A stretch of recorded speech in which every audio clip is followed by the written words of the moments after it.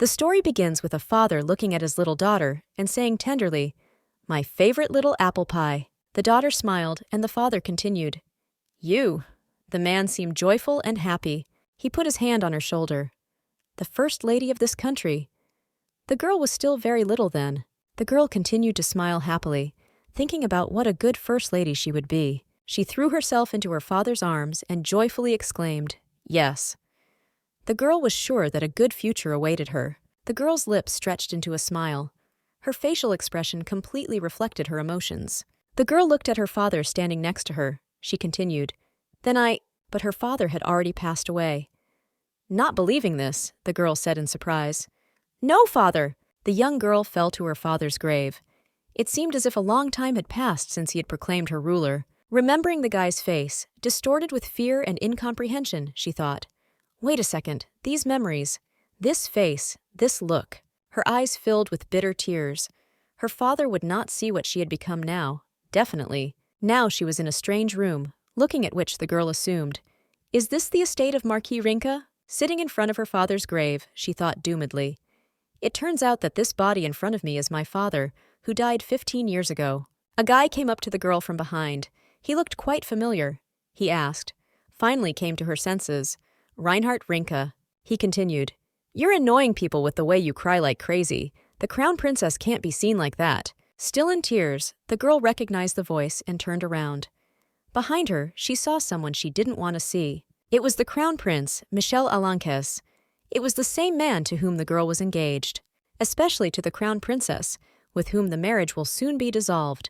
Looking away, the girl asked coldly, "You just said it was terminated." He answered, "Yes, Reinhart, I'll say it officially." Bending down to the frozen girl, the guy continued, "I want to divorce you."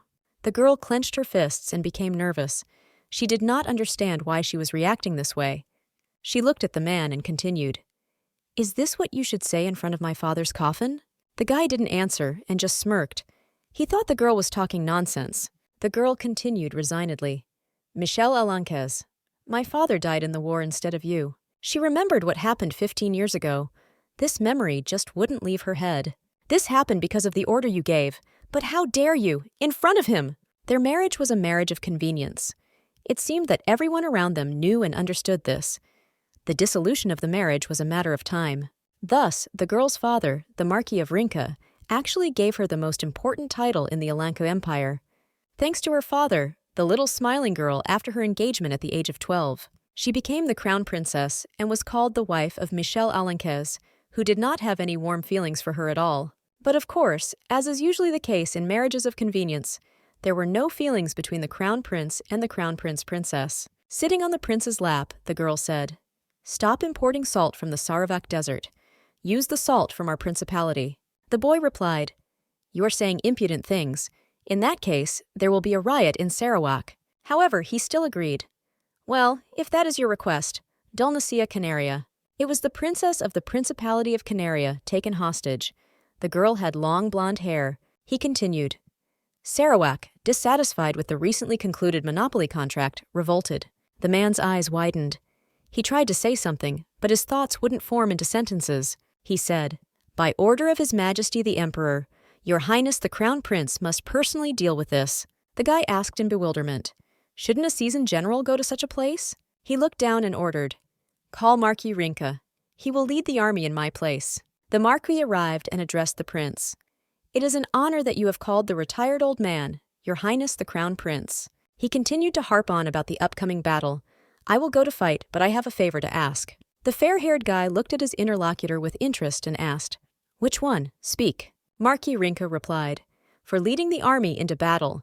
Put an end to the relationship with the Princess of Canaria." Thus, the father, who went to war for the sake of the girl, returned in a cold coffin. As he left the room, the boy said heartlessly, "Of course, Reinhart, I won't offend you with a reward for your father's death." He turned to her and continued, "We'll see, including monetary compensation." Tears froze in Reinhardt's eyes, but the boy continued, "Yes, 1,000,000 Alankers and the land of Helka. These lands were considered the most fertile territory.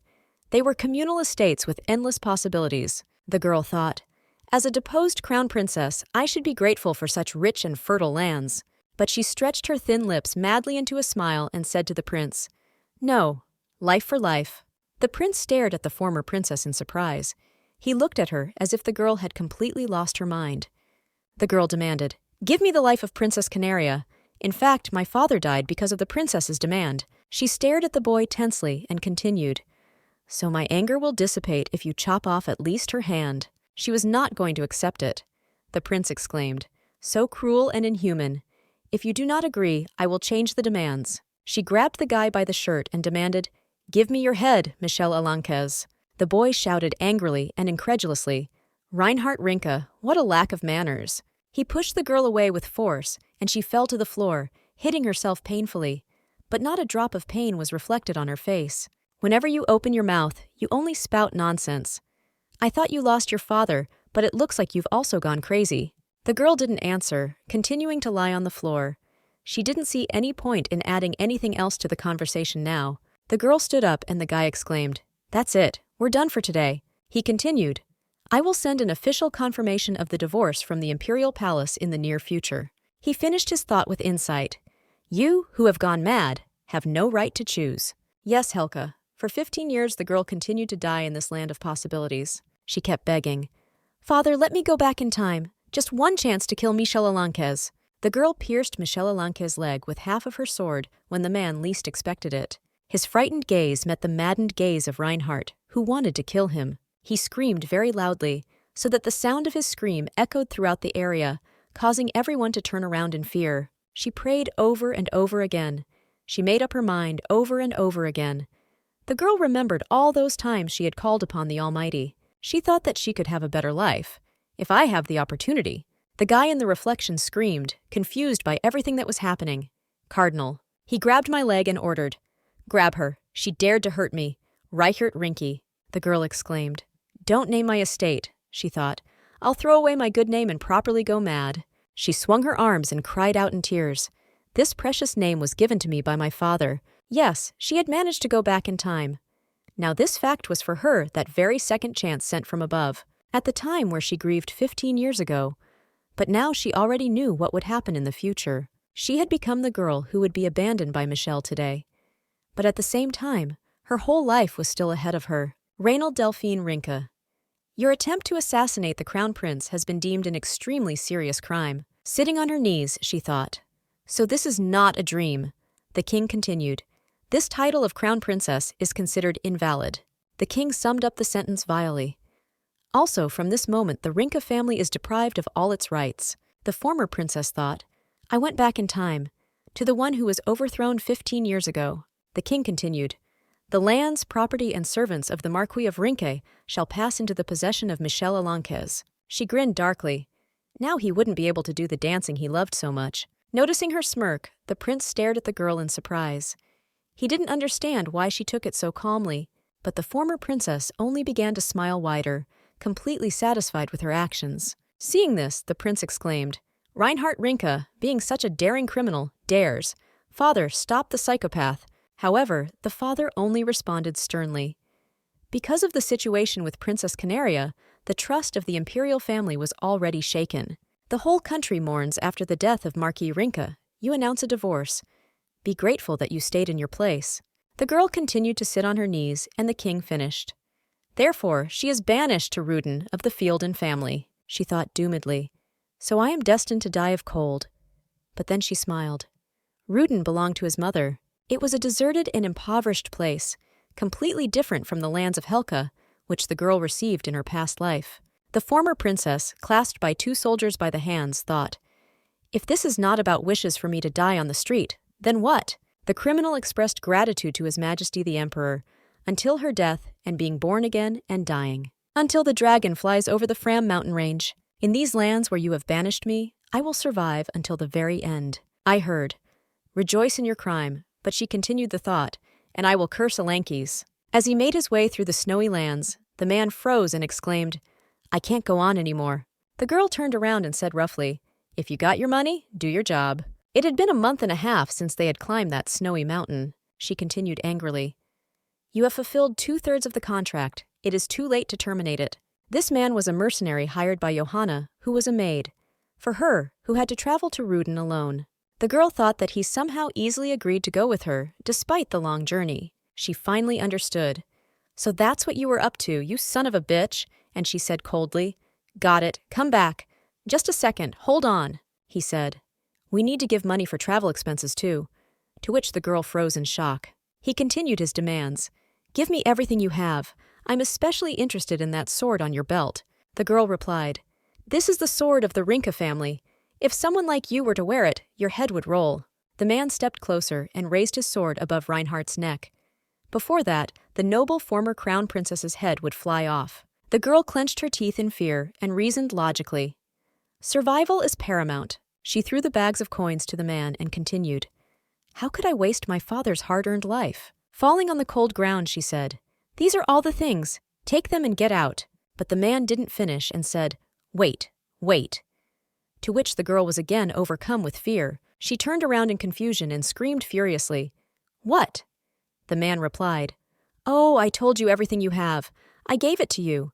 The man glanced greasily at the confused and dissatisfied former princess and replied, "No, there's more." Looking at the girl's body, hidden only by a dirty dress and a tattered jacket, the man concluded, "Looks expensive." Without taking his eyes off the girl, he said disgustingly, "It's a shame to let you go without even trying it."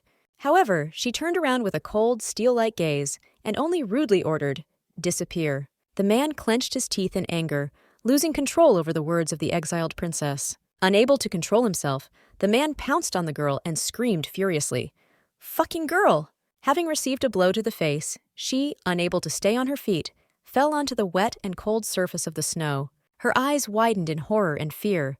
Confronting a man on her own in such conditions was a difficult task. He fell on the snow and continued, "I wanted to try the girl who was the crown princess, but the denial is extreme." He grabbed the girl by the hair, who was resisting, to which she cried out in displeasure, "Let go, fucking hell." She grabbed the man's hand with force, leaving nail marks on it, and continued screaming, "Let go, I say." The man roughly pushed the girl away and barked, "Damn it. If you were calm, I would be gentle with you." Watching the frightened and defenseless girl, he said, "Whatever the case, the rods are necessary." Directing a shocked and frightened look at the man in front of her, she shouted furiously, "You will definitely regret this." He answered, "I will touch the exiled girl. Who will worry?" The girl thought, "No, just in such a place." Feeling a dull pain in the back of his head, the man froze in place and said stupidly. Then, uttering a lifeless and painful groan, he fell face down into the wet snow. The girl recoiled in surprise from the carcass sprawled on the floor and covered her mouth with her hand. She thought in a panic, "What? Why is he behaving like this?" While the man continued to groan, unable to get up. However, she quickly came to her senses. "This is not the time to think about it. Come to your senses, you can't miss such a chance." She jumped to her feet abruptly, realizing that this was her only chance to survive. Grabbing her sword, the girl confidently raised it over the stranger's chest and screamed angrily, "Die." Bending over the sword, she wheezed and thrust it harder into the dying man's chest. The girl pulled the sword out of the stranger's chest. The man's hand shook in death throes, and he uttered his last wheeze. Continuing to squeeze the base of the sword, she thought with relief, "She did it.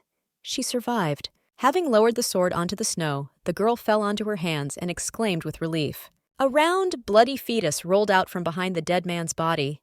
The girl picked it up from the floor in surprise and began to examine it. It is a fruit. There is blood on it. She wondered with fear. Had this fruit really just gotten into him? Turning to the bushes behind her, the former princess saw movement in the bushes. Someone was hiding there. The girl put her sword in front of her for protection and screamed loudly, "Who's there? If you don't want to die, come out now!" Finally noticing a man hiding in the bushes, the girl stared at him in bewilderment and thought. A child peeked out from behind the bushes. Wrapped in rags, he silently looked at the surprised princess. The boy tried to say something. The princess took him for a demonic beast. In confusion, looking at the child, the girl thought, "This is a person, and a small child at that. Why is he in such a place? Could it really have been a barbarian living on the northern ridge? No, that simply couldn't be." The girl remembered how she was told about this as a child. Her father told her about them. They make little children bait. In these thoughts, the girl raised her sword in front of her again for defense and thought, "Let's see if he attacks." I hold back the cold steel with shaking hands. She threatened menacingly, "Don't come near. If you come near, I'll cut you down." Hearing someone else's threat, the boy's eyes widened in fear. and he quickly moved towards the exiled princess standing nearby. In fear, she screamed, "I'm serious, don't come any closer. If you come any closer, I'll cut you down." However, the boy did not react to the girl's threats, and without slowing down, continued running. The girl clenched her teeth nervously. The tension caused a drop of sweat to run down her cheek. Then she screamed, "Damn it, I told you not to come near!" However, he, without hesitation, grabbed the sharp part of the blade with his palm, forcing her to stop. Reinhardt's eyes widened in horror as she realized the boy had grabbed her weapon with his bare hands. Having managed to stop the blade right above his head, the child continued to hold it with his palms through the pain. Grabbing her wrist to maintain control of the sword in her hand, the girl thought. Didn't even move. Continuing to ignore the sharp pain in his palm, the boy calmly lowered the bloody tip of the sword lower. Grasping the sword by the top of its blade with one hand, the boy grabbed the girl's hand. Opening his mouth, the child squeezed his hand harder and brought it to his mouth. The girl squeezed her eyes shut in fear, clenched her teeth even harder and thought, "No, he'll eat me." Feeling something strange, the girl opened her eyes in surprise and stared at the boy with incomprehension. Contrary to the girl's thoughts that he would want to eat her hand, the child began to carefully lick the stranger's fingers. The boy paid special attention to the place where she had been wounded between her fingers. The princess, pursing her lips, watched in shock as her fingers were licked by a little boy. A memory of killing a man flashed through her mind. It seemed I had cut myself in my haste to point the sword at him. The boy finished, and licking his lips, stepped back. The girl thought absent-mindedly, "I didn't even notice that I hurt myself." Looking at the innocent child, the former princess guessed. "Then he just did it to heal my wound." She pointed to the boy in the direction of the stolen fruit and asked, "This, you threw." The child hesitated, clasped his hands, and silently looked down at the floor. Noticing this, the girl understood. This child didn't mean to hurt me. And, starting to examine the hand, she said, "Thank you." The boy looked away from the snow and finally looked at the girl, but continued to remain silent. The girl assumed, he does not understand speech, but suddenly she noticed his wound. The girl knelt down in front of him and said again, this time syllable by syllable, "Thank you, really." However, he remained silent. Looking into her first aid kit, she said with annoyance, "Damn, everything is soaked in blood. The bentas can't be used anymore." Meanwhile, while the girl was rummaging through the first aid kit, a stuttering voice was suddenly heard from behind her. The girl turned around in confusion and thought, "Wait a second, he's about to say something." The child again looked at the floor in embarrassment and continued his attempts to pronounce the word, "Zva." And the girl thought, "Zvali." The memory of how she cursed as she fell into the snow after killing the mercenary came back to her mind. At that very moment, a boy appeared from behind the bushes. Does this child really consider a curse word to be his own name? After which the girl gently, with special care, touched the jet black hair. However, the boy recoiled in fear, covering his head with both hands. It seemed he had been abused while growing up. The boy hysterically covered his face with both hands and stuttered, "No." Noticing this reaction, the former princess firmly said, "I won't hit you." And at the same time she thought, "Poor thing." The boy, removing his palms from his face, moved them behind his ear in shock. Raising her palm closer again, Reinhart repeated confidently and gratefully, "Thank you." The boy's gaze still expressed only surprise. Drops of sweat ran down his cheeks, either from the cold or from excitement.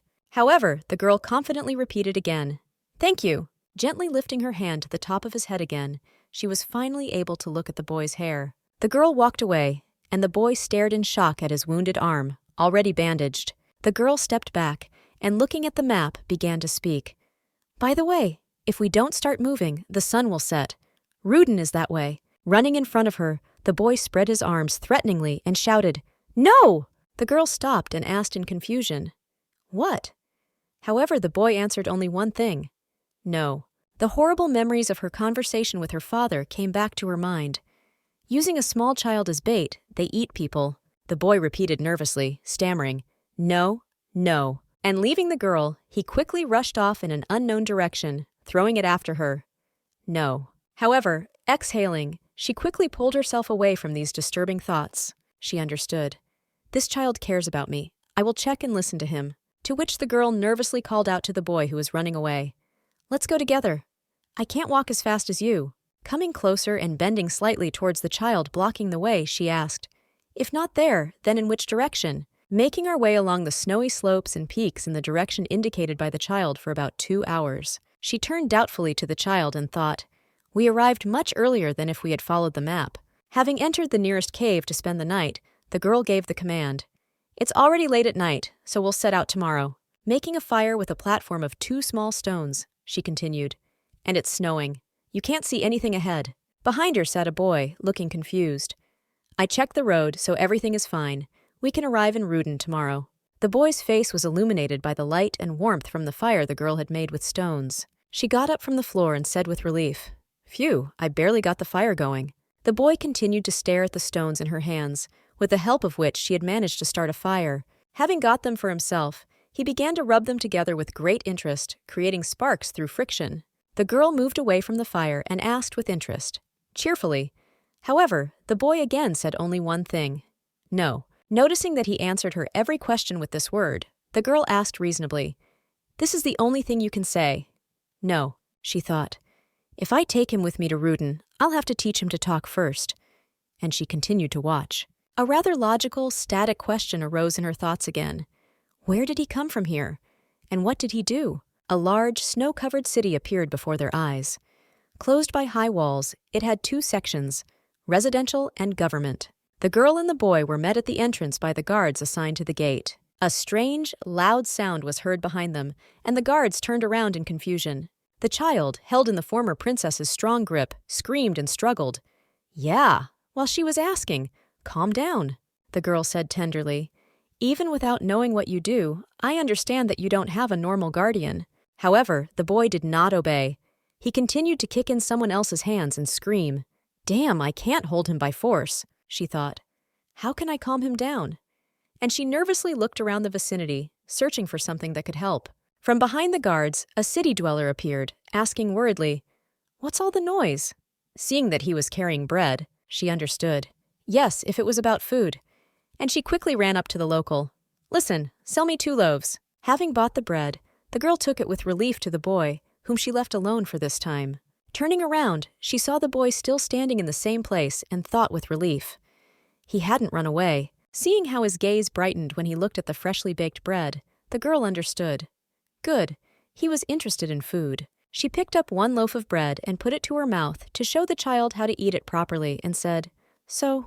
Then she handed him a whole loaf of bread and finished her sentence. They eat. Having received the warm bun in his hands, the boy simply looked at it with interest for some time. Then, following the girl's instructions, he bit into the treat. Noticing this, Reinhart said happily, "That's right. You're a good boy." The child quickly finished the first loaf, so the girl gave him the second one. "Here, have another one."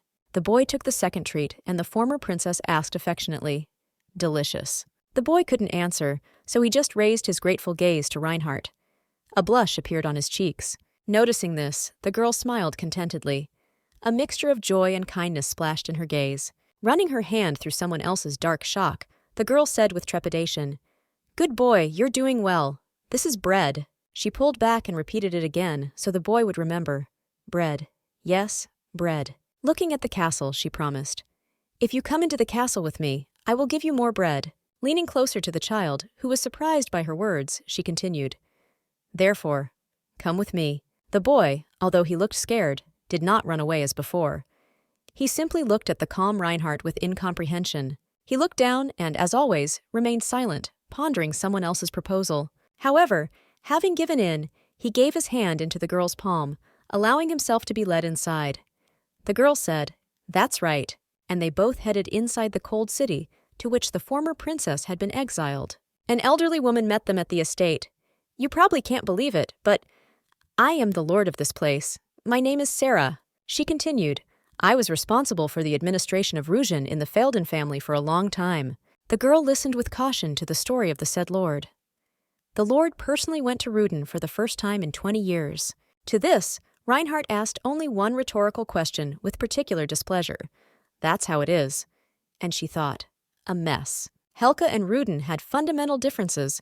Lord Helka's castle was 10 times larger. However, Lord Rudin's castle looks like it's 300 years old. Cracked, it didn't call to anything lofty. Besides, it snows 6 months a year, and there is a constant shortage of food. There are only 30 soldiers to defend the lands. The girl smiled bitterly and thought logically, "Exactly, there will be no wars with other lands. Who will invade this territory? An image of her mother appeared in her thoughts. My mother's lineage is Fielden. I could never have imagined in my dreams that the lands were in such a state. Turning to Sarah, Reinhart demanded, I want to see my cousins, the previous lords, working records. The woman answered sternly. The previous lord grew up in the large city of Belkane, so he did the work through a deputy. Hearing this, the girl understood. In other words, she doesn't want any lord who is not local to interfere, but the girl understood that she couldn't do that. Michel, that son of a bitch is still alive. I haven't really started taking revenge yet. The girl turned to Sarah boldly. The crown princess who was driven out of the capital must be too much of a troublesome lord for you. However, the woman immediately began to justify herself. I didn't mean it. But Reinhart stopped her. Here's how. And she ordered. In that case, give me advice on how to conduct business from now on. I will definitely revive these lands. The woman pursed her lips and answered with restraint. I will help as much as I can. Then I want to ask you something. The girl turned to Sarah. They answered her. Speak, and she said, It's about the child. Hearing this, the woman pursed her lips and stared tensely at the floor. When she looked at the child, she remained silent. The boy, hiding behind her back, carefully peered out from behind her hand, and the girl said, He saved my life. She added, He looks like an orphan, but tell me if anyone knows about his origin. And she ordered. Coming closer to the child, Lasky's maid said, So come here, let's go to the bathroom. And shouting the usual, No! Reinhart rushed along the maid. The maid recoiled and cried out in displeasure. Kaya! Turning around in shock, she stammered, That boy. But the boy continued running, screaming, No! There was a worried sound from the hall. What's going on? Someone gave the command, Catch up with that child. And others shouted, Yes. Chasing after the child, the maid put her hand in front of her and shouted, That child is there. Baby, come here. The boy continued to run, screaming, No! Ah! Speeding up, the man shouted, Run faster! The girl commanded, Catch him! Watching all this from the side, the girl couldn't hold back her laughter, and she burst out laughing. Ha ha, well, well. Sarah came up behind her and said, Lord. And the girl answered, Yes. Turning around, she asked, Do you want to say something? And Sarah continued, About the origin of that child. The girl clarified, Oh, I see. He has parents. How old is he? What's his name? Sarah hesitated and continued hesitantly. He is descended from the Holland family. The girl's eyes widened in horror and surprise.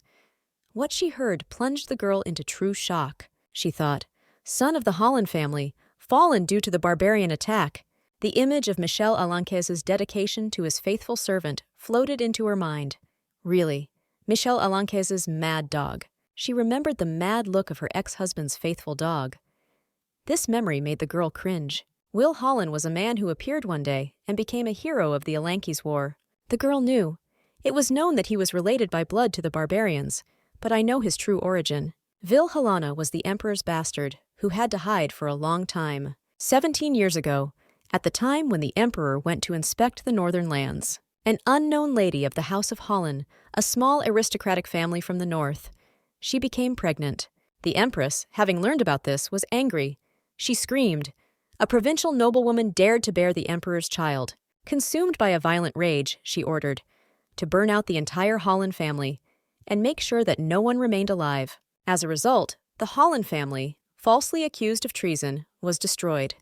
Everyone believed that Villa Holland was dead. However, in the year that Michel Alanquez turned 34, in the year that 10 years had passed since our divorce, Michel Alanquez brought him to power, Villa Halonu, making him his personal dog. He fought like he would die if he didn't kill anyone. He won on every battlefield. All these achievements are the merits of his owner. Michel Alanquez, Michel Alanquez, Michel Alanquez. The insufferable Crown Prince Michel Alanquez was eventually enthroned as the beloved emperor. Behind the bright side of the great Emperor Michel Alanquez, there was always a shadow in front of Will Holland. Will Holland, that damned man! The girl counted. I was sure I would succeed in the rebellion. Yes. However, she thought, until the moment she met Helk, who came to the lands where war was being prepared. Villa Holland, as if waiting for this moment. The stately shadow guarding Michel was indeed a problem for the girl. The girl understood. Despite the fact that I had Helka's huge army and a river of wealth, I wasn't sure that I could resist no matter what. This man. Sitting tensely opposite each other, they understood how different they were. Will Holland. There was steel in his gaze, so the hope that the girl would be able to resist him quickly faded. The girl wiped the wet, thick shock of someone else's unruly hair with a white cloth towel, while its owner grimaced. Emerging from her thoughts, the girl looked at the nameless child in surprise. Smiling with relief, the girl said tenderly, "So you're handsome." The boy's cheeks became rosy again. Dressed in clean clothes and washed in warm water, the child became even cuter. The three Gorchnans standing behind them stared at the painting. "Sorry, lady, we can't help. Move on. He won't let anyone touch the stove, only me. I had no choice but to take care of it myself. Go ahead." "Yes, lady." Looking down again at the child's innocent face, the girl thought, Will Holland. Will Holland. It flashed through her mind again, and her hands began to tremble involuntarily. Clenching them into a fist, the girl tried to calm herself down and move away from thoughts about Villa. Smiling tensely, she said, "We're done with washing. Go to the dining room and ask for bread." Hearing the familiar word, the now clean boy quickly perked up and, jumping up from his chair, turned enthusiastically to the girl. Afterwards, he quickly ran out of the spacious room, shouting joyfully, "Bread." Having seen off the running boy with a gentle smile, the girl waited until he disappeared around the corner. As soon as the child disappeared, she slowly sank down on the door, pure alarm appearing in her eyes. And she loudly closed the door so that no one would notice her unstable state. Stepping away from the door, the girl covered her mouth with her hand in panic and thought, if this child is really Will Holland. Covering her face with her hands, she let bitter tears splash onto her palms. They ran between her fingers and remained as drops on her clothes. A smug image of her now ex-husband flashed into her head. Taking her hands away from her teary eyes, the girl thought, to take revenge. She turned to her father in her thoughts. "Father, you knew. You gave me a new life to give to Will Holland." Her hands involuntarily folded into a half-prayerful rigidity, her tear-stained gaze fixed in front of her. This was only the beginning. There was an unexpected knock at the door, so I nervously wiped away the remnants of salty tears with the back of my hand. "Come in!" A puzzled boy's head appeared from behind the massive door. "So it was you." The boy ran closer and said, "Bread. Give it to me, and in this life, Will Holland will be by my side." The boy handed the loaf of bread into the girl's hands. "Thank you. You are next to me. You will grow up listening to me." A satisfied smile blossomed on the former princess's face. She said, "Thank you, Will, really." Hearing the unfamiliar word, the boy stared at the girl in confusion and answered, "No." And she thought, "You will become a knight." Smiling even wider, the girl calmly named the now nameless boy. "From now on, your name is Wilhelm." She again lowered her hand into the stranger's shock of unruly hair and, ruffling it, said contentedly, "Wilhelm will do." The girl braided the hair of a young man, also thinking, "This little child is 16. A woman came up to her and said, 'Sorry, I can't help you again. Is it your fault that he's afraid of people?' The girl with long golden hair asked, "More importantly, do they give out food and things to the residents on Thanksgiving?" The woman answered, "Yes. Winter in Ruden is merciless. If the Lord does not distribute food, the inhabitants will die of hunger." The girl spread the papers out in front of her and began to mumble, "Salt, flour, dried beans. Flour is too expensive." The girl looked up and said, "Growing corn is possible here too. Can we make flour from it and distribute it?" The old woman replied indifferently, "A good idea, but we don't have enough workers to do the job." She asked, "In what lands can you not find even 100 soldiers?" The woman answered, "If you count all the young men, there won't be even 100. She kept saying, "In the capital, on Thanksgiving, they eat a fat turkey." The blonde interrupted, "It's impossible to find her here." The old lady kept saying, "True. Anyway, the captain of the garrison went goose hunting, so you'll have some goose." Rain asked, "Is anyone coming to dinner?" She answered, "The Lord has not visited Ruden all this time." The girl said, "She is free," and then the door slammed shut, leaving the blonde with yellow eyes frozen in thought. The girl squinted, imagining herself in the winter mountains. She thought, sighing heavily, "These are disgusting lands." Rein thought, "They are different from the Helka I got in my past life. There were 3,000 soldiers there." The girl picked up the piece of paper and read it. This year, the guards were given 1 bag of dried apples as a reward. The girl cursed under her breath, remembering her old life. Hearing this, the attentive child immediately turned around. She pressed her fist to her lips, then looked down, as if contemplating something inevitable. Then she turned away and exhaled heavily, saying, "A rusty Wilhelm. I didn't say this to you at all." The blonde leaned over, slowly rubbing her forehead, and said, "I decided not to swear in front of you, but sometimes it slips out." The girl hastened to apologize again, but Wilhelm could only answer, "No." He blushed and opened his eyes wide. Then the girl turned her gaze to the dying logs in the fireplace and said, "Okay, let's see if you've done the task." There were only a few words written on the piece of paper. Cornmeal, soldiers, turkey. Again, you were thinking about something else. The girl sat the guy on her knee and said, "This is from our conversation with Sarah. Should I appoint you as a secretary?" The girl stroked the boy's head, which made him even more embarrassed. She said, "Either way, you're doing well. It is difficult to find a teacher for Wilhelm in Ruden, mainly because there are few qualified people in Ruden, but it was also because new rumors had started to spread. She heard them behind her back when she went out. The rumor went like this. The new lord went mad after losing her father. As a result, he was exiled for attacking the crown prince." The girl sighed heavily and thought, "So I'll have to teach him myself. What else can I do?" She raised her nose higher. The girl thought, "Fortunately, the child is smart, but there are shortcomings. Like that day when it just started snowing outside. A soldier flew down, throwing his sword that had fallen from his hands onto the hard ground. A loud male scream was heard. A certain youth stood before him. It was Wilhelm, who held a strong steel sword in his hands. Behind him was Rain. The guy with the black eyes looked stern and distrustful, as if he was cornered. She turned around.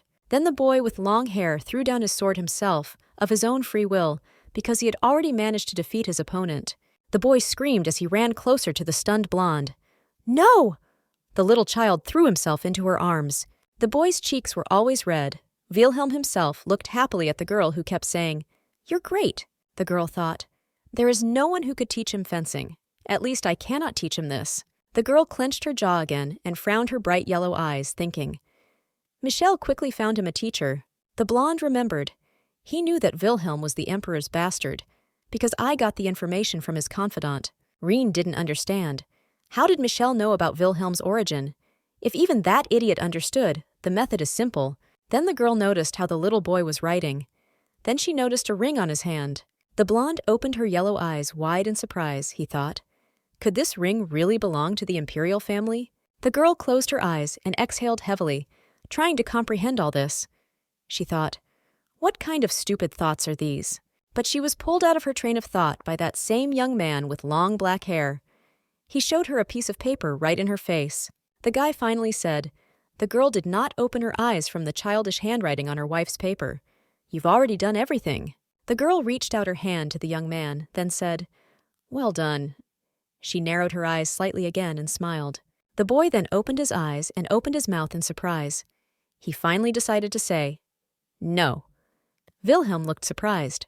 The girl opened her eyes wide in surprise, then wanted to ask such a young and taciturn boy again. Then the young man put his palm to her cheek. The blonde froze in place in surprise at the actions of this kid. Then the young man pressed his head to her neck, hugging the girl. Then the blonde was even more surprised, watching the guy. But after a few moments, the boy immediately recoiled from the girl with bright yellow eyes who was watching. Wilhelm blushed and lowered his black eyes to the floor, avoiding the girl. "What did you just do?" But the girl couldn't wait for an answer, because the long-haired brunette ran out of the room, leaving the door open. The girl was still sitting on the chair, and only turned around in surprise, not taking her eyes off the running, embarrassed boy. Meanwhile, the weather outside was raging. Winter had already arrived, so frost was visible on the trees, and snow was falling from the sky. The girl laughed kindly, also put her hand to her mouth and said, "He does such cute things." And then the morning of Thanksgiving came. The snow did not stop falling. The girl thought, "They say that a smile attracts luck?" The girl jumped up from her seat, tearing herself away from the stack of documents. She smiled happily and screamed, "Dietrich!" And then, one knee dropped to the cold floor. It landed with a thud in front of the blonde, also greeting her. The man almost screamed, opening his mouth wide. "Your Highness!" The man's voice immediately echoed off the walls of the room. It was a man with chestnut hair and bright green eyes. He smiled and asked, "Are you in good health?" The man knelt before the blonde, continuing to look kindly at the young girl in front of him. She jumped up to him with tears in her eyes and said, "What is this?" Dietrich replied, "Sorry, I found out too late. Then the man began to rise from the floor, saying, "Hearing that you had left the capital alone, I immediately set out." The girl pressed her lips together, trying to stop the tears. She swallowed the lump in her throat. Her pupils began to tremble slightly. The girl said to Dietrich, "No, don't say that." And then Wilhelm paid attention to their conversation, deciding to eavesdrop. Rein kept saying, "I'm grateful just for coming." The guy bowed his head, also blushed slightly, and then the man said, addressing Her Highness, "We are in close relations with you." The boy opened his eyes even wider. "Dietrich Ernst is a childhood friend with whom we used to have fun." The girl thought, remembering the past. Dietrich is also one of the knights that father trusted the most. Raina knew this. Ernst always followed her. "Dietrich was my fleeting first love," the girl recalled. "I didn't expect it to be so cold in the northeast." The man wiped away a tear and said, "I passed the last mountain, wandering in search of you, which could be covered with snow." The girl sat down at the table again and said, "And I am no longer your highness. What should I call you then?" The girl smiled mockingly and also frowned, saying, "Before my marriage you called me milady." Dietrich leaned closer to her and asked, "You even have a title now. Should I call you Viscountess?" "Call me whatever you want." Dietrich said, "Well, it's better here than I thought. I was worried. The lands are exhausted. Compared to the lands of Helka, these are the events of the previous life." She remembered, saying, more precisely, she was surprised to find herself here after the life of the crown princess. The guy asked the blonde, "What are you going to do in the future?"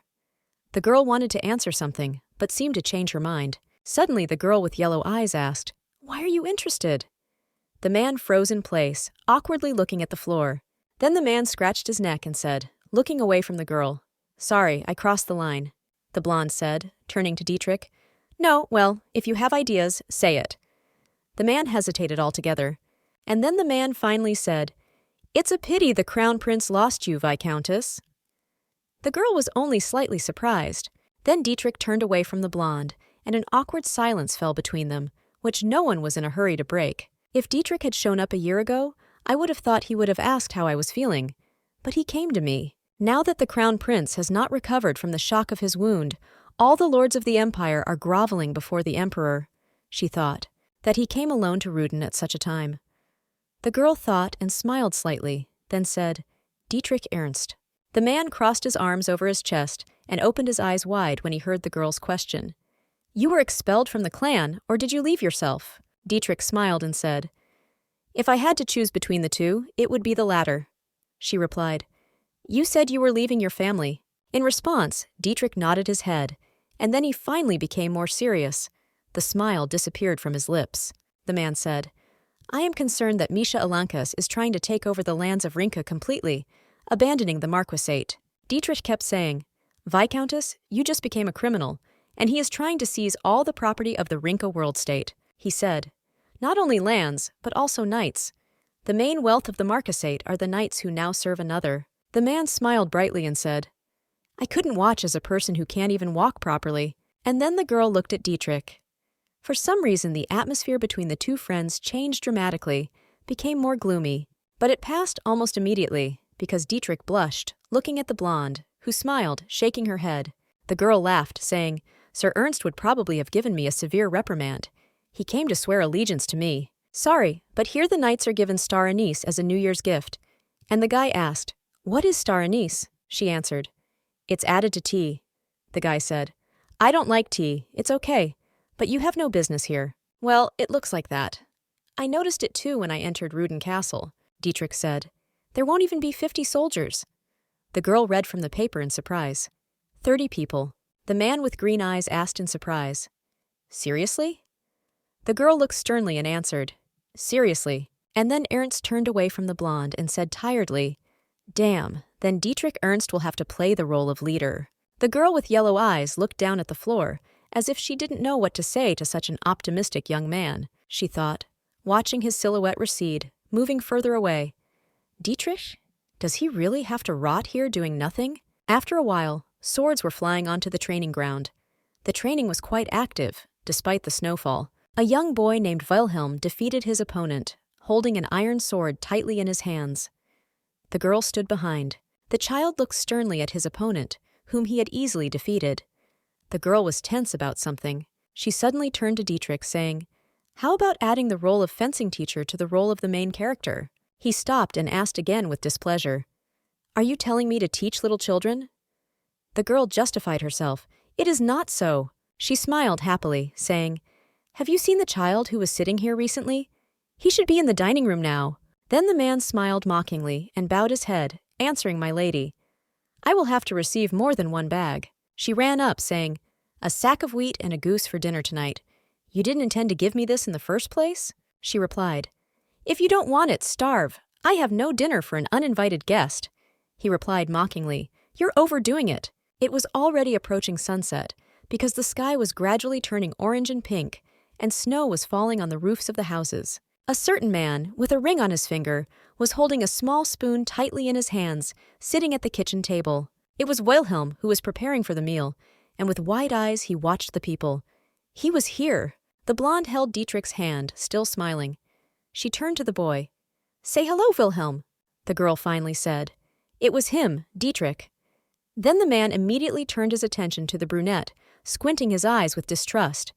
Wilhelm became frightened by such a close gaze and opened his mouth wide, trying to move away from the place of the meal. A voice sounded above the people's heads, wanting to tell them some news.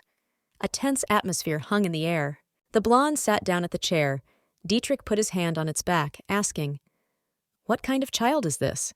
He saved my life. The blonde turned around and said to her knight, Treat him well, befriend him, sit next to him. Dietrich came closer to the child and greeted him joyfully, smiling brightly. But the child only shrank even more. And then, just a moment later, the young man jumped up from his seat, pushing away from himself a bowl of fresh soup. Wilhelm then ran out of the room, leaving the two people in disbelief. Dietrich froze in place. Then the boy just stuck his head out from behind the door, looking sternly at Dietrich, who just wanted to make friends. The girl looked sternly at the boy and called him again. Her voice became more stern and cold. Dietrich also stopped smiling warmly. He only looked sternly at the little boy who was hiding behind the door. The girl smiled awkwardly and said, turning to the boy, Wilhelm, you need to eat. Good boy, come here quickly. The man just looked indifferently at the blonde, who was already twitching, saying, What? She blushed in bewilderment.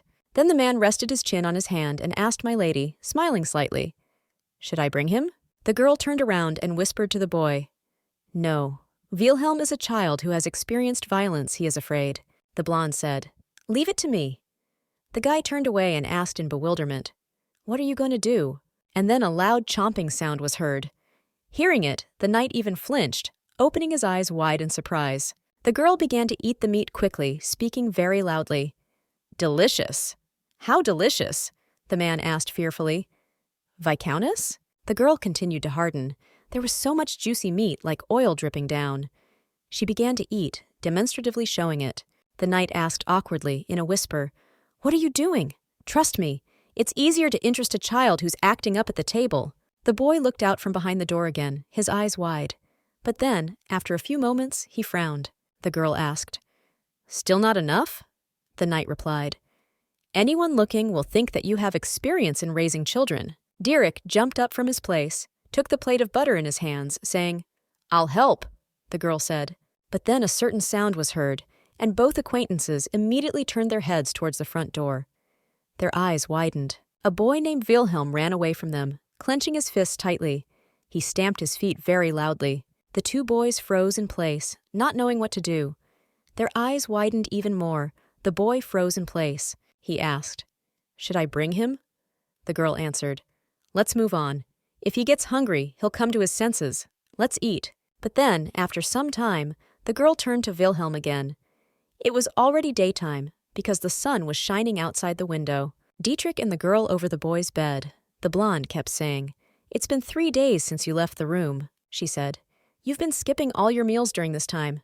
Why are you acting like this? No. The girl got angry, cried out discontentedly. What do you mean, no? Get out right now! The knight looked sternly. The girl turned to Dietrich and asked, What should you threaten a child of that age with? He asked. How old is he? The blonde answered immediately, 16. The man was shocked, and he cursed loudly, then asked again. The girl asked discontentedly, Did you just curse at your mistress? The guy almost fell to his knees.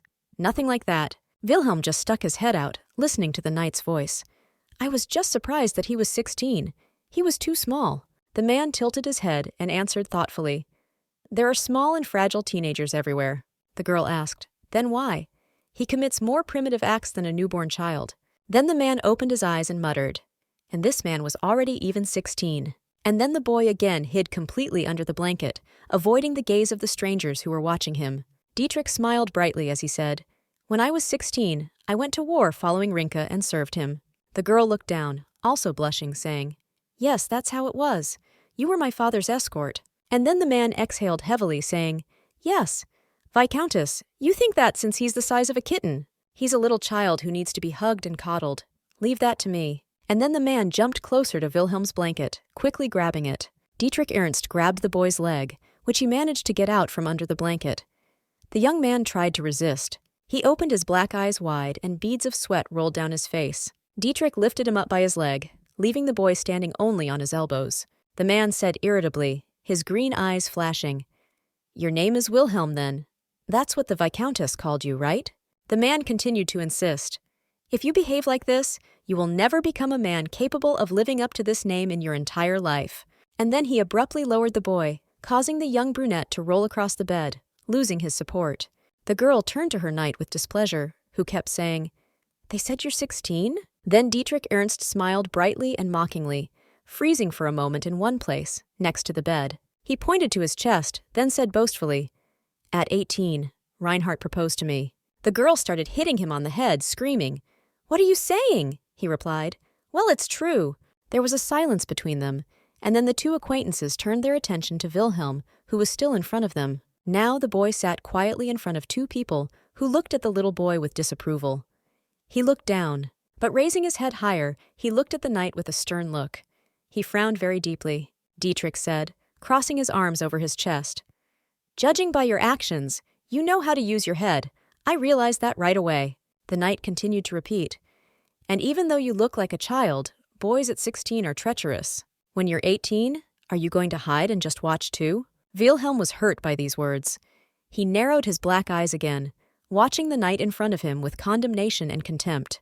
And then the boy answered, no.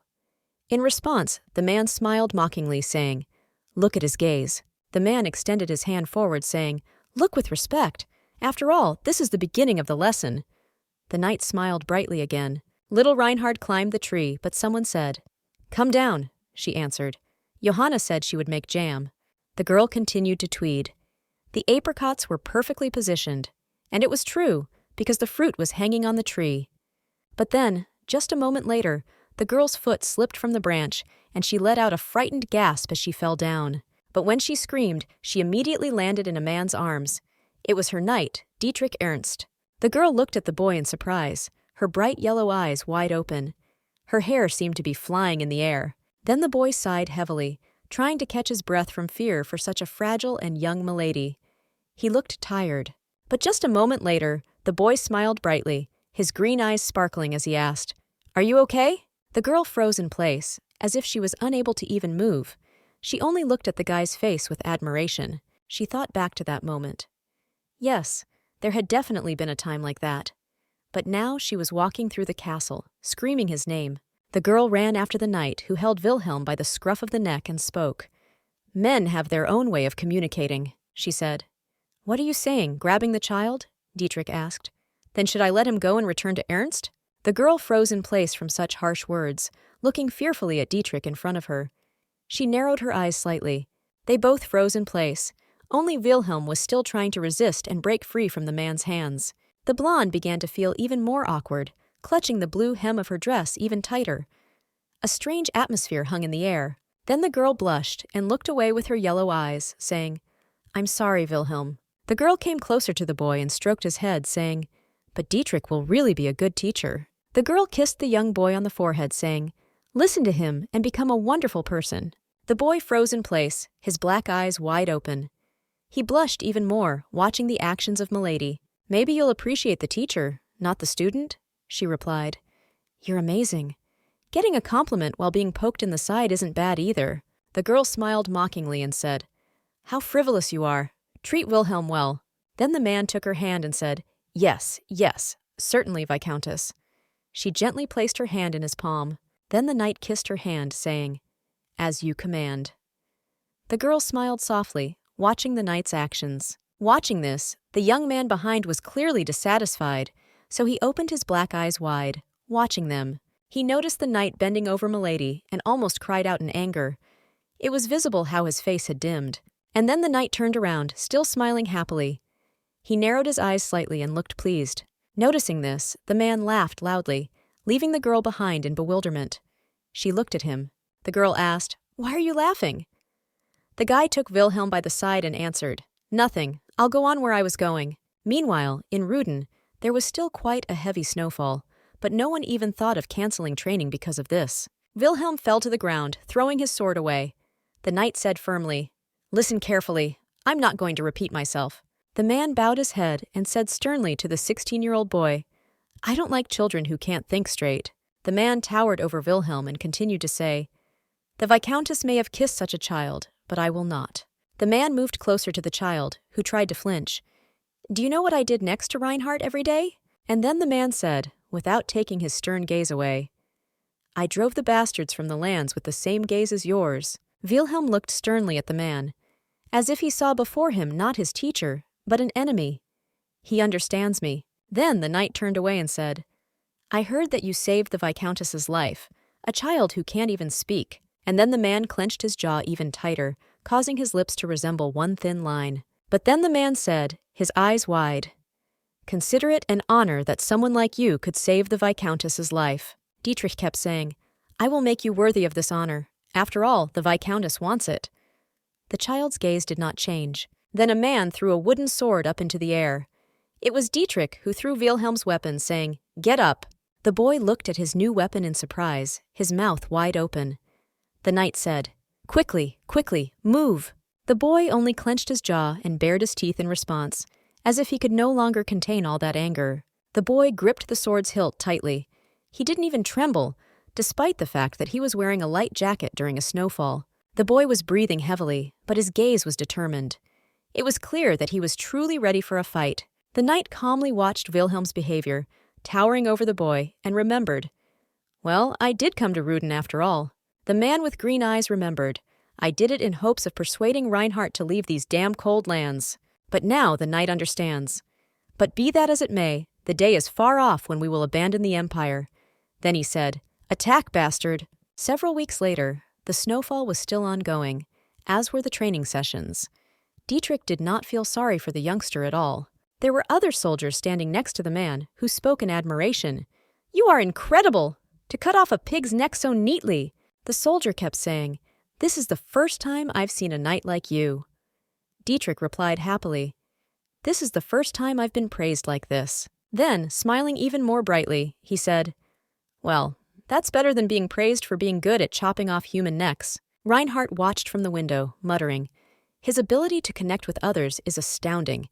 People avoid the Lord." But suddenly, a certain person addressed Reinhart, and the blonde immediately turned around, her eyes wide open. And then she opened her yellow eyes even wider, and her mouth with them. She was very surprised. In front of her stood Wilhelm, who was clearly embarrassed by his appearance. He had cropped hair and was dressed like a knight. Reinhart laughed loudly, asking, "Wilhelm, what's wrong with your hair?" The boy answered awkwardly, "Dietrich." The girl laughed loudly again and asked, "Did Dietrich cut your hair? It looks like a rat gnawed it." She couldn't stop laughing. The boy blushed with shame and also could not utter a word, looking away to the side, away from the blonde. But then the girl called him into a certain room, telling him to go there. She opened a rather large wooden door. The girl sat him down on a chair, then took hold of the boy's head. She said tenderly, "I'll trim it." The knight joyfully repeated, "He is 16. He can neither speak nor swing a sword. He must be beaten like a mouse." "Does that make sense?" Reinhart asked, thinking, dissatisfied. "Then I thought it was just an excuse," she thought. But Wilhelm actually started talking more. Much more than when I taught him. "Is that strange?" The blonde answered, holding him by the shoulders. "No, it's not weird, it's cute. Cute, but there are still some nuances." The girl smiled happily again and said to Wilhelm, "If you trim it a little, it will be even cuter." She took a pair of large scissors in her hands and said, "Good boy, sit still." The boy blushed and also froze. Then the boy's hair fell to the floor in huge locks, she thought. It will still be better than Dietrich's. As a result, almost all of the child's hair was cut off, leaving him with only very short strands that barely covered his forehead. Dietrich laughed when he saw this. What? He joined the military? What's wrong? He still can't stop saying no? The blonde was ashamed and said, Dietrich, she thought. Is this strange? The man answered. I understand. But then the knight struck the young boy's forehead with his index finger. He frowned and closed his eyes. Then the man smiled even brighter, saying, It's good that your forehead is clearly visible, bastard. Wilhelm tried to cover it. The man began to pull the young boy's hair, and he tried to resist. Reinhart exclaimed, Stop torturing the child. But then it was time for the meal. The guy looked in surprise at the soup in front of him, which was served to him by a certain girl. I assumed, but the menu is varied. There were potatoes and corn soup on the table. In winter, even such food is a holiday. The knight said, Who do you take for a capricious child if you say so? Even a child does not act capriciously. The man put his arm around the child's shoulder with a very careful movement, which was completely unlike him and his temperament. The knight said enthusiastically, This little guy needs to eat more meat to grow up as awesome as me. The girl scratched her chin and thought, True words, but what should I do?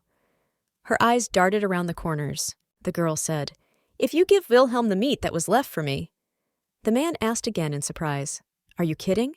Viscountess, if we were in the capital, you would have to rest for 6 months, and it is so cold. I am not cold. The man touched her pouting lips and said with a huff, Say it when you take off your cloak. Stop pouting. The knight sat down at the table. In any case, I think I'll go on my first winter hunt in a long time. Then Dietrich Ernst added, looking at Wilhelm, Together with him. The young boy shuddered at this statement. The girl almost screamed, opening her yellow eyes wide. How could a small child hunt? Wilhelm seemed to find himself between 2 lightning bolts, which were arguing and shouting loudly, not allowing him to eat. The man smiled brightly, looking at Wilhelm again with his green eyes. Right. Baby, you're little, aren't you? But the young boy only began to shake his head, and in response, Dietrich Ernst laughed loudly and sonorously at the situation. The knight said, Look at him! He's already big! The girl replied, Don't talk nonsense, despite what I say. She closed her eyes and thought, In a situation where there aren't enough guards even to protect the castle, there's no other way. And then the girl opened her mouth wide, greedily gulping in air.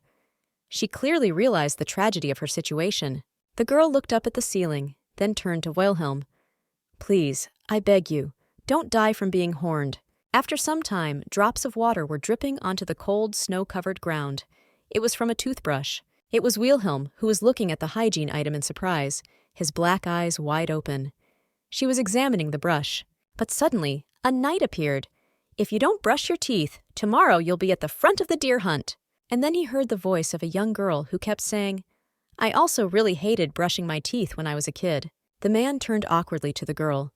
Her yellow eyes widened when she heard Wilhelm's voice. The girl continued to insist, But if my father said that if I brush my teeth badly, then something will happen. The girl wiped the drops from her mouth with her hand and said, The prince will run away when he comes to take me. The guy listened to her in surprise. She thought, Although I didn't know that I would make him disabled by damaging his leg. The boy asked, Reinhart doesn't love you either? The girl said, turning to the young boy, who was clearly interested. Of course. His black eyes widened.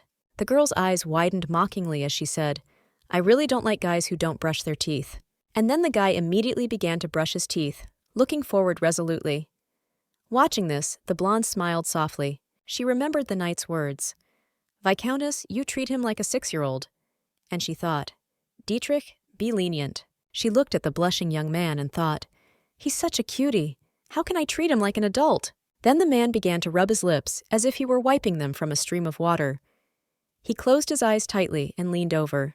The girl asked, Is that all? Cleaned? Come here. She smiled softly and extended her hand to the surprised boy. The girl took him by the cheek and said, Let me see. She kept smiling warmly, looking at this boy. She ran her thumb over his teeth, and the guy blushed even more, looking puzzled. Then the girl stuck out her finger, leaving the young boy in bewilderment. Now the young brunette's heart began to pound. The girl looked at him kindly and said, Good. Cleaned everything clean and thoroughly. She looked inspired. Then the blonde leaned closer to the boy and stroked his head, saying, You're a good boy. He looked down. But then they were sitting in the living room in front of the fireplace. Halsey, the goddess of vengeance, hates deer the most. Wilhelm lay on her lap.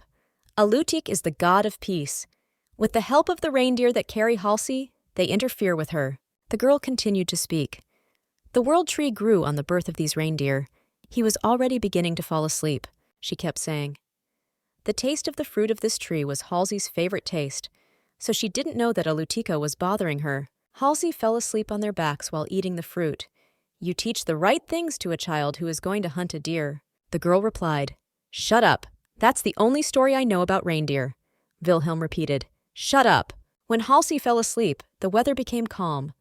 Audik, carrying her on the back of a deer across the continent, gave her peace. She said, That's why when it suddenly gets warm in the winter, everyone says that Alutka put Halsey to sleep.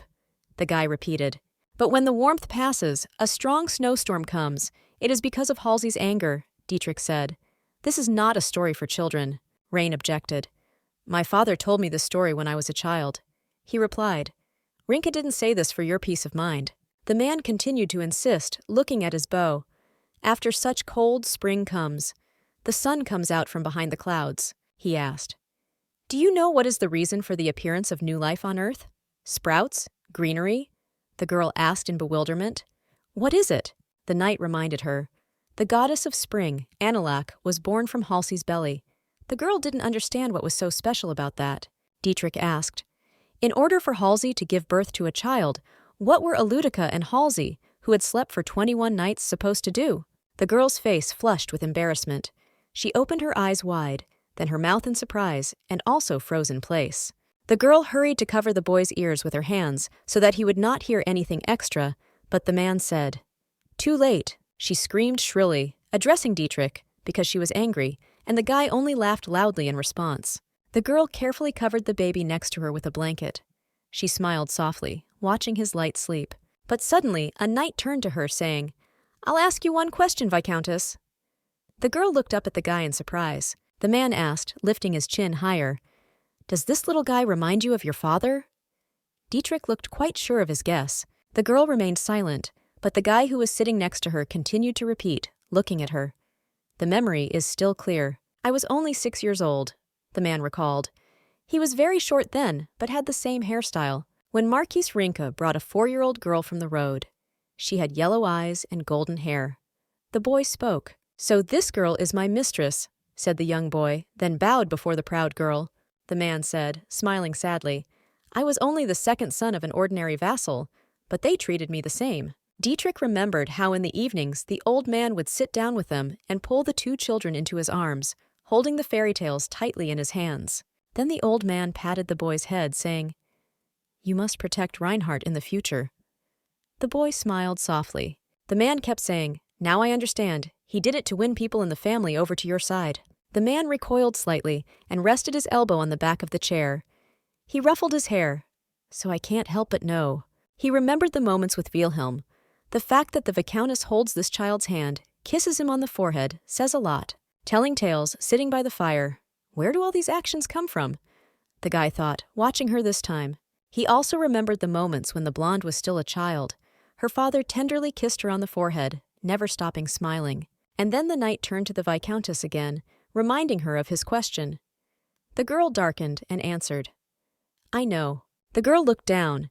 She became sadder from the memories that came flooding back and said, Father passed away, but the man answered her. No.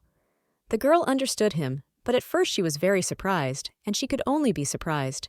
The knight said firmly, looking at the fireplace where the wood was burning darkly, If you can forget, do it. He kept saying, If you can forget that you cherish this child and love him, do it. His gaze was cold. The girl was very surprised to hear such words from the mouth of her only knight. She opened her yellow eyes wide. Then the girl stroked the baby's head, who was already fast asleep. She thought, turning to him, Will Holland, it is true that I am touched by the fact that a beautiful child follows me, and that I behaved as if I had forgotten my father. But she still understood something clearly. But I can't forget the reason why Villa gave Helona shelter.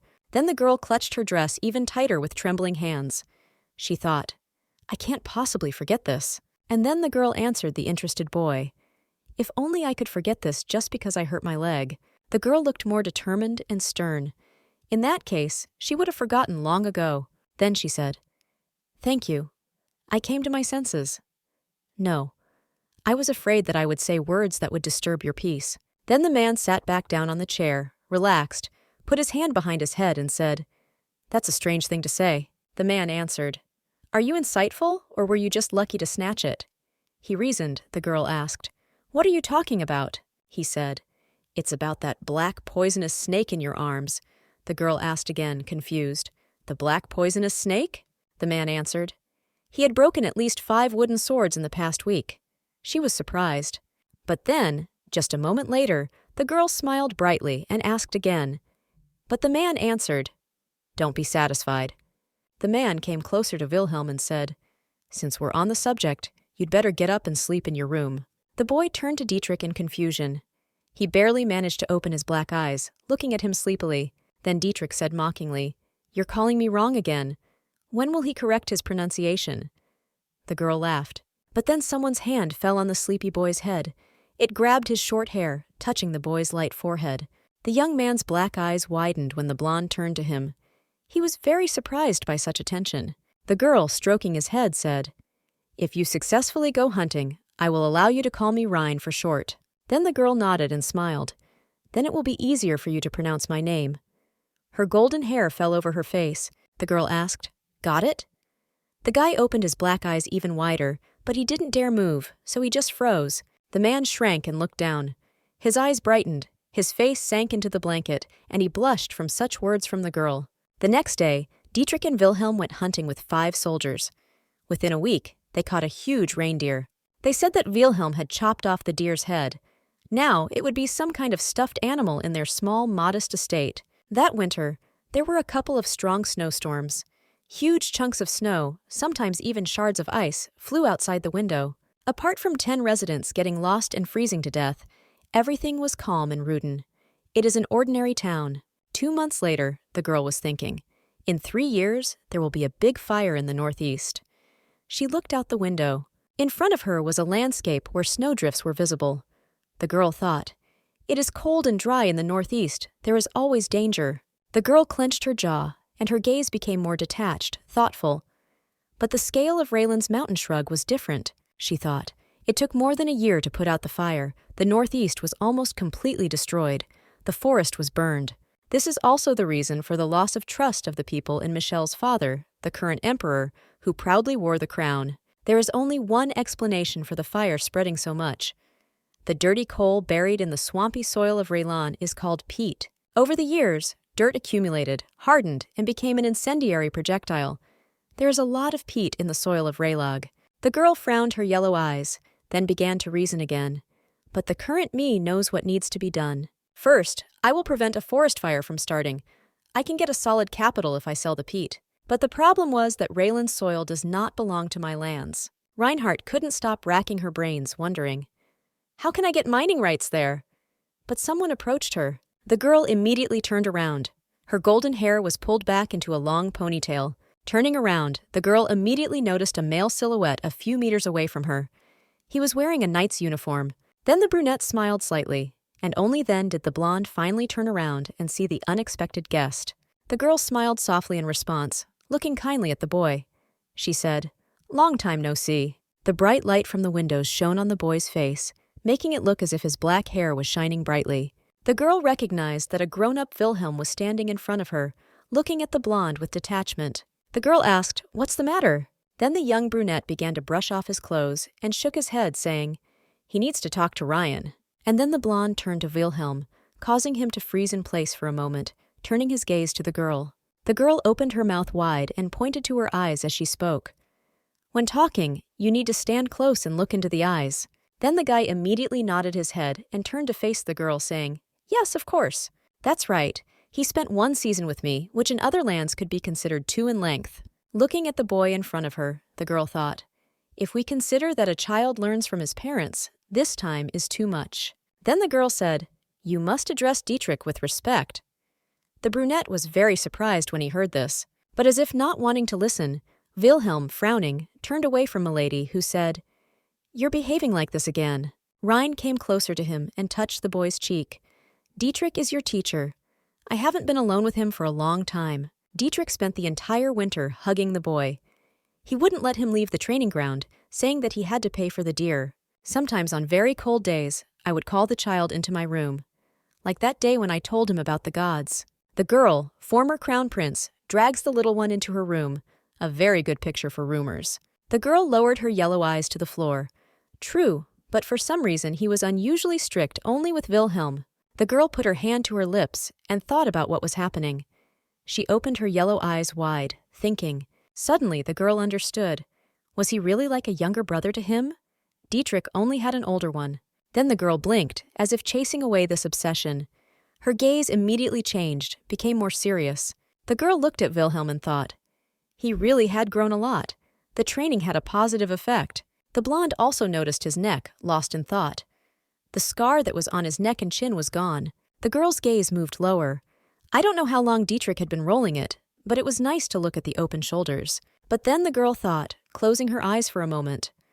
Although, of course, it is most pleasant to look at something else. More precisely, on the face of this boy. Reinhart thought, looking at the young face of the boy, who was frowning again. The girl raised her head higher to get a better look at the boy in front of her. She slightly closed her eyes. And then, just a few moments later, the girl touched the cheek of the young brunette, who opened his eyes wide. Reinhart began to slowly stroke the boy's cheek, causing him to close his black eyes, relaxing in her arms. Then the girl thought, looking closer at the face of the embarrassed boy. In my past life, I saw only once. She remembered the man in armor who ate the juicy meat very quickly. She kept saying, I'll give you one piece of advice. The blonde, looking at him sternly, ordered, Destroy the man named Michel. She looked much older then. Then Reinhart said to the brunette, This will make your life easier too. The young man's black eyes widened at these words. I saw a scar in the same place, Reinhart recalled, barely touching the sore spot on the boy's forehead. Then the girl thought, smiling nervously, How could this child not be Will Holland? Her gaze changed.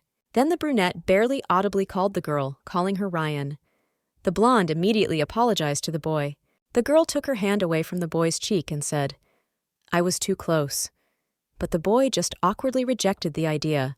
The young man blushed and leaned closer to the blonde. He frowned. What's wrong with us being close to each other? And then the girl opened her yellow eyes wide, trying to remember something. I've heard this somewhere before. She remembered the day Dietrich Ernst spoke. Stop him if he speaks informally. That day the girl asked the knight angrily, frowning, What's wrong with us being close? And then, from the realization, the girl froze in place. She rubbed her chin again, opening her yellow eyes even wider. And then the girl laughed and hit the flushed Wilhelm on the lower back a couple of times. That's right, what's wrong? The boy looked down in fear. The girl asked again in confusion. Was that too close? But then Wilhelm grabbed her hand and he immediately cried out, No!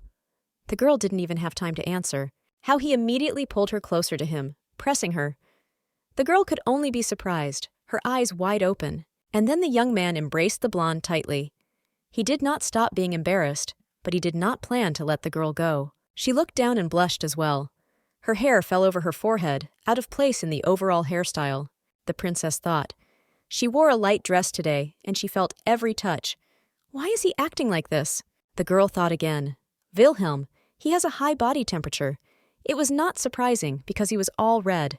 Then the girl awkwardly tried to move away, thinking, Did he come after training? The guy came closer to her, asking, No? The girl's eyes widened, trying to look away from his face, and in response, the girl smiled softly, answering, No. Her yellow eyes finally warmed up and became the same as before. The girl hugged him again, then asked, Who here could be closer to me than you? And then, after a while, a loud voice was heard calling Dietrich. They were in some rickety building. It was a stable. Reinhart led Wilhelm behind her and asked, What's the matter? He answered. An order came from the capital, she asked. Precisely here? Dietrich answered. Yes. You cannot but know the reason why the order reached even here. The girl said, He must not want to see me. So what? Wilhelm carefully adjusted the cape on her shoulders. She said, It seems I look pretty pathetic, too. Dietrich replied, The number of people called up is 30. She remembered how green-eyed Dietrich smiled brightly as he said, It looks like that. I looked around too, entering Ruden Castle. Then he said, There won't be even 50 soldiers. Milady read from the sheet. 30 people. Then the girl frowned, her eyes wide. Were these all Rudin's soldiers? But the news from Dmitri did not end there, and then the man said, also, 1 knight is needed. Among them all, the only knight was Dmitri himself. Lords are forced to answer the imperial summons in winter, all because of the starving barbarians who attack the empire. In this situation, the lords have only 2 options. Send either soldiers or money in small bags. Most people choose to send money, because it is easier and actually cheaper. That is why the treasury is replenished with coins. The girl paid attention to what was happening outside the window. The cold winter was lasting, snow covered the ground. The girl crossed her arms over her chest and also frowned, saying, "But our lands have no money." The old woman agreed with this. "Madam, how many people were called up from Rudin?" she answered. Previously, about 10 people were called up. The girl started biting her nails from stress, and then thought about it. They demand much more from us, and 1 more night. In spring, predators bark and come down from the mountains, back to the locals. That's why we need protection. The blonde narrowed her eyes, also frowned, thinking, "But if we answer the call, there will be no soldiers left in Rudin," Reinhart asked. "Dietrich, does the Empire know you're here?" "Of course. Word has probably spread throughout the country." Then Dietrich scratched his neck, looking up. He said, "There was a great commotion at home when I left the clan. Having gone to the battlefield with my father many times, he became one of the best knights of the Empire." The girl remembered. "Michael had a hand in spreading the rumor that Dietrich was going to Rudin, just to see me out on the street." Then the girl shuddered and clenched her teeth, telling the 2 people in front of her, to be left with nothing. Her voice changed. The girl remembered the crown prince's face, then said, "You're literally sending me to my privates, bastard," the Viscountess asked. "Is it possible to ask for help from the neighbors? To take people from them for the call? It will not work." The girl desperately asked Dietrich. "Why?" He only answered in confusion. "Because of us, the neighboring territories got it too." The girl's face changed completely because she began to look more frightened. She asked again. The man said, "Nadatin was ordered to send half of their soldiers in 2 nights. There are only 2 knights there, one of whom, as I heard, is the second son of the lord. The other died of illness. So it is strange to expect help from them." Then the girl completely dimmed from despair because she had no idea what she would have to do now. She cursed. But Dietrich interrupted her, saying, "Viscountess, speech!" But the girl screamed, "But this idiot is stepping on the throats of all the lands!" But then the man turned around and hid his gaze from the girl, sighing heavily. He said, "Not to say that there is no way out at all." Then Dietrich made an offer. "In exchange for help, you can send the knight Rudin instead of Lord Nadatin's son." But the girl only asked in bewilderment, almost screaming, "How? You are the only official knight of Rudin." But then Dietrich said, putting his hand on his belt, "That's true, but it's not me who should be the replacement." The girl asked, "Who?" And then the man turned his head to the side. The girl followed his example, watching where he was looking. The blonde came closer to him and asked, "Where are you looking?" Dietrich did not take his eyes off what was in front of him. Wilhelm continued to practice on the field, using his iron sword. He easily cut through the targets. The girl asked again, looking at the face of the young brunette in front of her, "Wilhelm?" The boy looked tired. The girl tried to interrupt him, saying, "Dietrich, you don't want to do that, do you?"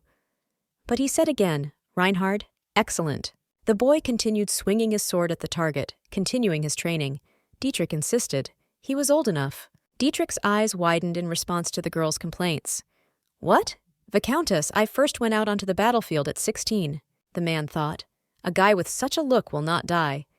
It seemed as if he would remember the first day of their acquaintance forever. And then the man with the green eyes leaned over, asking, "Am I not right, madam?"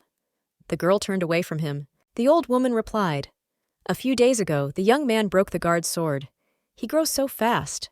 And then Dmitri asked, "Did you hear, Viscountess? If all the guards leave Rudin, there will be unrest in the lands. Appoint the boy a knight and lend him to the lands of Nadatin for this call." Dmitri said, imagining him in armor. Dmitri continued speaking in confusion, as if reassuring the girl. "I know that he is dear to you." The snow continued to fall. The man grabbed her shoulders gently, saying, "Keep nothing but a knife close to you, until your revenge is complete." And then Dmitri said, "While you are in this rundown castle, do not let your plans collapse because of one." And then the man looked at the girl, whose lips were now tightly closed. She was not cold-blooded enough. I couldn't believe my ears when I heard rumors that Reinhart had wounded the crown prince in the leg and was in prison. My mistress, who was named Reinhart, a name given only to the heirs of a lineage, is not a person capable of such a thing. Markish Rinka gave her the position of First Lady so that she would be under the protection of the entire empire. The man reasoned, but perhaps because this protection was too reliable, she never learned to be strong, he thought. Then the man closed his eyes. In this respect, she is still the same. And yet, this way, you can ensure safety, the girl asked. Are you suggesting that Wilhelm be married to a knight? Dmitri asked again, confused. Then the girl added sternly, looking at him. However, for such an exchange, even a dozen soldiers will be very little, the girl asked. A knight should be worth more, right? Demetrius listened to her in surprise, his eyes wide open. She kept saying, if we're talking about the Lord's second son, then shouldn't we be given not only soldiers, but also a small piece of land? The girl opened her yellow eyes wider, waiting for an answer from the surprised knight. Yes, he answered, almost stuttering. The girl tilted her head to the side, then asked the knight again. Her gaze changed again. For example, Rayland's swamps. The girl began to reason, remembering. Peat from the soil of the Rhineland swamps should cover the value of Wilhelm. Thinking about this, the girl frowned, squinting her yellow eyes. She clearly understood this truth. But then the girl corrected herself, thinking again. It was the cost of the swamps that would cover the loan of Villa Helona. Meanwhile, a cold wind blew, blowing through all the lands of Ruden. A heavy atmosphere hung between the people. But then, just a moment later, the boy laughed loudly, saying, So that's it. Dmitri was true to himself even now. Then Dmitri thought, Marquis, she didn't get her name for nothing. And then the knight dropped to one knee before her. Then the man put his hand on his knee, also lowered his head. He said, Understood, Viscountess. Give the order. The girl watched him and his actions in surprise. She crossed her arms over her chest, squinting her yellow eyes. In the past, during the hunt for the evening deer, some events happened. The child asked, Did Halsey not like Alutika? I suppose so. He interferes with work, asks to be lulled to sleep. Who would like that? But Alutika loves Halsey. Dmitri looked at the fire, then answered the child. That's how it is. So Anilak had to be born. The young man with black eyes looked thoughtfully at the fire, thinking about this childhood legend. The boy asked excitedly what happened after Anilak was born. Dietrich replied, You were just interested in the ending. But then, turning away from Wilhelm again, the man with green eyes finally answered, There's no reason not to tell you. He kept saying, HPLI, being the goddess of vengeance, was very busy. There was no end to the people who wanted revenge. But after Anilak was born, Halsey looked after her for 100 days, then left the baby with Alutik. Dietrich said, Alutik Castle was very far away. Therefore, the road alone took 100 days. Leaving the child, Halsey left. The guy with black eyes was surprised, then asked, Is it because she didn't love Alutik? The man snapped, Yes. However, Halsey was very fond of Anilak, who emerged from her womb, and so she came to Alutik's castle every year. She didn't even look at Alutik. Halsey didn't like men to begin with. She became the goddess of vengeance because of a man. Dietrich closed his eyes and smiled, and so she gave birth to 2 more from Alutik. It's no different from a regular dead end. But then Wilhelm called Dietrich, saying, He got Halsey anyway. The boy looked surprised. The boy said indifferently, Isn't that a success? There was a twinkle in his eyes as he said it. Dietrich replied, What kind of Kaspek is this? His beloved woman looked at him like he was a worm. It doesn't matter. Dietrich asked irritably, frowning. What do you mean? It doesn't matter. His gaze was puzzled. But then the man winced as he looked again at little Wilhelm next to him. His eyes widened. The boy smiled slightly, his eyes wide. He finally said, It won't matter. Brat. Dietrich thought. I can't know who he was thinking about when he said that. The next day they were already in front of the deer's carcass. Answering the boy's question, Dietrich said indifferently, What do you mean, what? Just cut his throat. The boy was scared. But despite his fear, Wilhelm raised the axe with trembling hands. Dietrich said to the boy, Don't be afraid. Then the green-eyed man came up behind the boy, placing his hand on his back, saying, If you're afraid.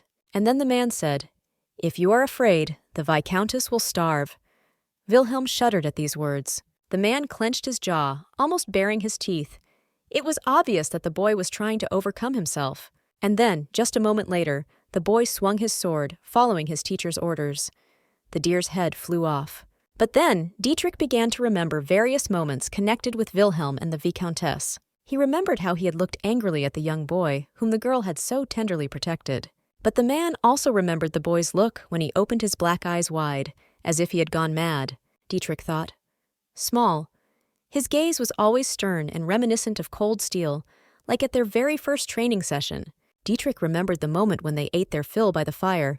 Wilhelm insisted, "It doesn't matter." But at the same time, the boy was thinking about something completely different. He was imagining a girl, Viscountess, my Viscountess. The young man slowly approached the severed head of the deer, next to which were drops of blood that had sprinkled the snow. The man with green eyes froze again, greatly surprised by Wilhelm's action. He raised his eyebrows high. Dietrich thought, so reckless. He looked at the top of the boy's head, where snow was falling on his black hair. Then Dietrich thought, greedy. He had that look again, cold and mad. There were drops of blood on the boy's face. And then Dietrich took him by the head, bending him closer to the ground, the snow and the drops of blood. He said, "What a look, you bastard," Dietrich thought. "I couldn't leave him next to the Viscountess." Then the man finally said to Wilhelm, "Well done." Now the man looked at the fire in front of him again. A bright fire was blazing. People grow up looking at their mothers. Dietrich turned away from Wilhelm, thinking, first of all, you must become a man. But now he only curled up. Then, with this call, a great opportunity arose to share them with the Viscountess. Dietrich thought, Lord, a letter has come to you from the Nadayan estate regarding the transfer of rights to the Raylan swamps. The old woman said, handing the letter to Rein. The maid's gaze was almost empty and even full of regret. Reinhart carefully studied her exhausted face. She wonders why I got these meaningless lands. When to leave, so that it coincides with the call-up date. At dawn in 2 days. Also need to prepare provisions for the soldiers. There is no appropriate budget. But then, just a moment later, Reinhart took out a small bag and poured out some things from it. The blonde said, "It's a little damaged, but it'll be worth enough for food. It's your mother's necklace." Dmitri is right. Rinka's property was confiscated by the prince. The only thing I have left is the necklace, she thought. And yet, thanks to this, everything was resolved, successfully. If I had known that it would be like this, I would have treated my mother better. Hearing this, the maid pressed her lips into a thin line and frowned as well. Shadows fell on her face. She bowed, saying, "Thank you, Your Highness. I will immediately find a merchant who will buy this necklace." And then the woman hurried away, leaving the door open behind her. The dull clatter of women's boots was heard. The girl turned around, thinking, "Madam," she was thinking about something, her yellow eyes wide open. And then the girl smiled brightly, following the old woman with her gaze. Dietrich was not so joyful. The girl suddenly began to beat Dietrich, also screamed, saying, "What are you looking at? Go and prepare for battle!" And then the man almost closed the door behind him, causing it to creak unpleasantly. The girl exhaled heavily, relaxing, Reinhart thought. Everything else had already been prepared. Now there was only one thing left to do. She closed her eyes.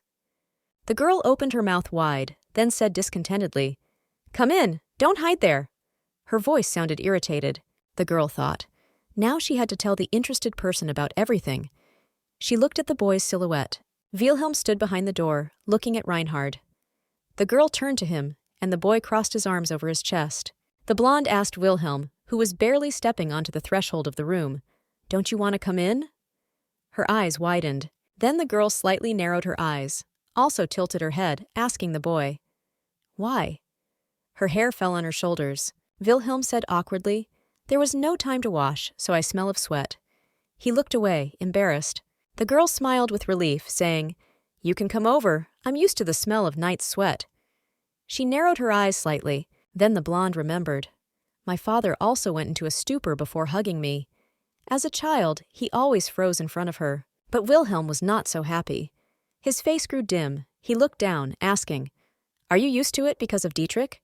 The girl answered, "You could say it was because of Dietrich." Then she thought. He smelled of sweat twice as much as her father. And then, suddenly, Wilhelm approached the blonde from behind. The girl was surprised at first and thought, "It's strange when he's so close." Then, just a moment later, the young man hugged the girl, putting his arms around her shoulders. He held on tightly to her. And then Wilhelm said, as if not even paying attention to the shocked look of the Viscountess. I don't like it. And only after a few moments, Wilhelm slightly recoiled, saying, I don't like that you've gotten used to Dietrich. The girl smiled awkwardly, looking at his gloomy face. Then, the Viscountess thought, he's acting possessive again. And then the guy buried his face in her neck again, still squeezing tightly. The girl smiled brightly, scratching his head. Then the Viscountess said, So that's what you smell like. Now it was Wilhelm who was surprised, his eyes wide open. The boy blushed and smiled slightly. He couldn't utter a word, continuing to bury his nose in the Viscountess's neck. What I was most worried about was that Wilhelm would be shocked when he heard that he would become a hired knight of the Nottitan lands. The Viscountess understood. Even if he is Will Holland in the future, now he is just a child blindly following me. The girl looked down, full of regret. Sending a child to a deadly place for money. Horrible! Then Wilhelm turned to Rain in confusion. The girl answered him immediately. Sorry, Wilhelm. She looked away. Then the girl said, There are only 30 wanderers in our castle. Surely the young man noticed this too. The girl kept saying, If you go, the number of soldiers called up will decrease. In the spring, the residents will be able to sleep without fear of animals. And then the girl grabbed the brunette's hand, saying, However, if you don't want to go. The words came with difficulty to her. The girl thought about what she really wanted to say. You don't have to go. But she froze, realizing where this would lead. The girl said to the boy, In that case, think of me, she thought. I couldn't tell him that. The young man lowered his black eyes in confusion and awkwardness, and also stepped back from the Viscountess, asking again, Rein, about you? The girl took his hand, saying, I can't say you don't have to fight. I'm a lord, and I have to protect my people. And then the girl brought his hand closer to her face. So, instead of these words, every night I will pray for you. At night, under the moonlight, before going to bed, every day. Listening to this, the boy blushed, opening his eyes wide. The Viscountess continued to tell him, I will pray again and again. She looked at the sword that lay in the corner. The girl then took the sword, which had an intricate gold engraving on it, as well as a blue gemstone in the middle. The girl came closer to the guy and also stood up from the chair. A quiet stomp of small women's heels was heard. The girl held out the sword to him, straightening her posture. Then she said proudly, Fight for me. The girl handed him the sword, saying, This is my father's sword. The boy's black eyes widened, clearly surprised by this. The girl frowned, then said, My father died from falling from a horse, without even having time to pull him out, she said, putting the sword in his hands. This sword means a lot to me. That's why I want you to come back with it. The man saw his reflection in it as he pulled his sword from its sheath. His eyes widened again in surprise. The girl said as her face dimmed, Because I want more than just the crown prince's legs. Her mood changed, and then the girl said, I want his life too. Hearing this, Wilhelm was now frightened, opening his eyes even wider. The girl reached out her hand to the hilt of the sword, which Wilhelm already held tightly. She lightly touched his hand. Then she raised her sword up, as if looking at the guy madly, she said, The life of Crown Prince Michel must be taken away with a sword. The guy's eyes seemed to light up as he looked at the blonde. There was no trace left of his stony and emotionless face. And then the girl grabbed the handle even tighter, saying to Wilhelm, Therefore, be sure to return with this sword. The girl asked, as if she was asking him incredulously, Can you do it? Wilhelm froze, unable to move. And then, after a few moments of awkward silence, Wilhelm finally decided to answer. Okay, Rein. The man's gaze changed, became more determined and stern. Then Wilhelm said Reinhart, I will definitely come back. The girl waved her hand, also completely removing it from the sword's Rokyatika. She smiled, thanking Wilhelm. And then the man finally decided to ask, stuttering, I heard that when knights go to war, the ladies give them a handkerchief. And the girl asked cordially, looking back at the guy, God, and where did you learn this fairy tale? Wilhelm answered embarrassedly, From a book. And then the girl asked, looking up at the high ceiling, Okay then, what wouldn't I do for you? And then, after just a moment of thought, the blonde tore a piece of fabric from her dress, still smiling. Wilhelm opened his mouth wide, as if he wanted to scream, or at least object, asking what she was doing. She tied a piece of cloth on the hilt of her sword, saying, It's expensive, just take it. I don't have many dresses to wear. Then, just a moment later, Wilhelm blushed again, his eyes widening at the girl's actions. The man looked with admiration at the blue cloth tied around his new weapon, which was definitely given to him by the blonde. Then the boy blushed, smiling relaxedly. He also thanked Ryan, sincerely and from the bottom of his heart. 2 days later, Wilhelm and Dietrich were going to war. The girl also wove a piece of cloth around Dietrich's handle. Dietrich and Wilhelm set off north with 6 soldiers. Dietrich smiled joyfully as they said goodbye. It was about 9 months ago, after I had injured Michel. It was still winter then. And then, the girl asked, "Will they come back this year?" There was no snow left outside the windows. Only the bright sun was shining. The lady said to the Viscountess. "Considering the date the letter was written, it would be in 2 weeks at the most," Ryan said happily. "We'll have to open more of that apple cider we bought. It was bought for cooking." And then the girl reached closer to the old woman. "Madam, don't be so stingy." It seemed as if her hair was shining. The girl grinned slyly, also frowned, saying to the woman, "You don't have to save any more. We can buy more." Time flew by. It was the 3rd year since Wilhelm and Dietrich had left. She thought, watching the clouds. Baron Nadatin was happy to give away the Raylan swamps, and exactly 2 months later he regretted it, Ryan thought. Having learned that peat from the bogs was selling like hot cakes, the Baron sent a letter. "How did you find out where peat was formed?" But of course, the girl took the best position for herself. She scratched her chin thoughtfully. "What have you been doing if you haven't even read a book written by members of the imperial family? Waste of a cold region." The first empress wrote a history book with that title. Reinhart held up a book with the same title. "I don't know why it's kept in Ruden, but it's about peat." The girl read it carefully, thinking, "Magic? Dragon? Did Amalieris really write this?" The ending was a little strange. Thanks to the sale of peat, Ruden changed. Winters became warmer. Residents did not freeze to death for 2 years. As rumors spread, people from neighboring provinces came here. We made up for the lack of guards. As soon as I could afford it, I made a gift to Madame. I prepared a small towel with a gift for her. Seeing this, the woman exhaled heavily, her old eyes darting around.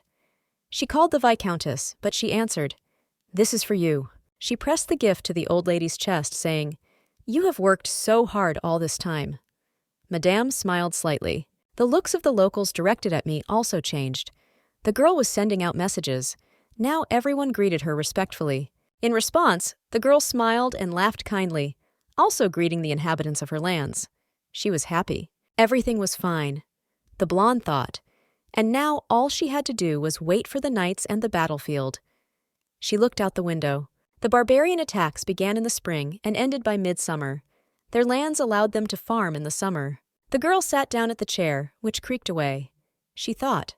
However, this battle did not end even after years. The reason for this was Wilhelm, all because Wilhelm killed the son of their leader. He was bloodthirsty, the girl thought. Because of this, Nadatin received large dividends, but as a result, the angry barbarians refused to harvest the crops, the girl thought, smiling happily. But it was not so hopeless. She read the letter she'd been waiting for so long. She remembered Wilhelm, imagining how he must look now. The girl thought. Wilhelm was the reason. Not yet 20 years old, but already fighting like an experienced warrior, he was nicknamed the Mad Dog. Well, today Marquis Glencia said to Wilhelm, "I will pay the required amount. Come under my command," Dietrich wrote. But Wilhelm said that he would never change his master. Marquis Glencia was disappointed. He said that if Rinka's daughter was the owner, it would be worth it. He wrote, "Renka is not easy to contact." Dietrich was the one who reported the current situation. If you exclude inattention, Wilhelm is a good knight. But as a soldier, he is simply terrible. He cannot get along with others. Dietrich wrote, looking back at him mockingly. He wrote, "The fact that I have such a first student is a disgrace to the Ernsts. It's all because you raised him that way." In his last letter since last spring, Dietrich wrote that the war would soon be over, the girl recalled. Dietrich wrote to her, "Now we must go further north in pursuit of the leader. Contact will be even more difficult." Dietrich himself was also surprised by the news he wrote to her. "I received a letter from my brother. My sister-in-law gave birth to a child. Give me a vacation after this terrible military service. Shouldn't I see my niece?" Dietrich asked. Then, after finishing reading that letter, the blonde noticed something else next to her that made her very surprised. In front of her lay an open envelope, inside which was a small piece of snow-white fabric. She was surprised. Then the girl took a small handkerchief out of the envelope with a careful movement. She thought, "What is this?" There were only a few words written on that piece of cloth. "Every day when I look at the sword, I think of you." The girl froze. She carefully read the lines that were so neatly drawn on the paper. The girl fell silent. Then the blonde opened her mouth slightly, as if she wanted to say something, but in the end, she only swallowed air. Then the girl smiled, her hair slightly tilted, now falling on Reinhardt's fragile shoulders. The girl bowed her head at the same moment, not ceasing to smile joyfully at such a gift from a famous person. And then the girl began to cry.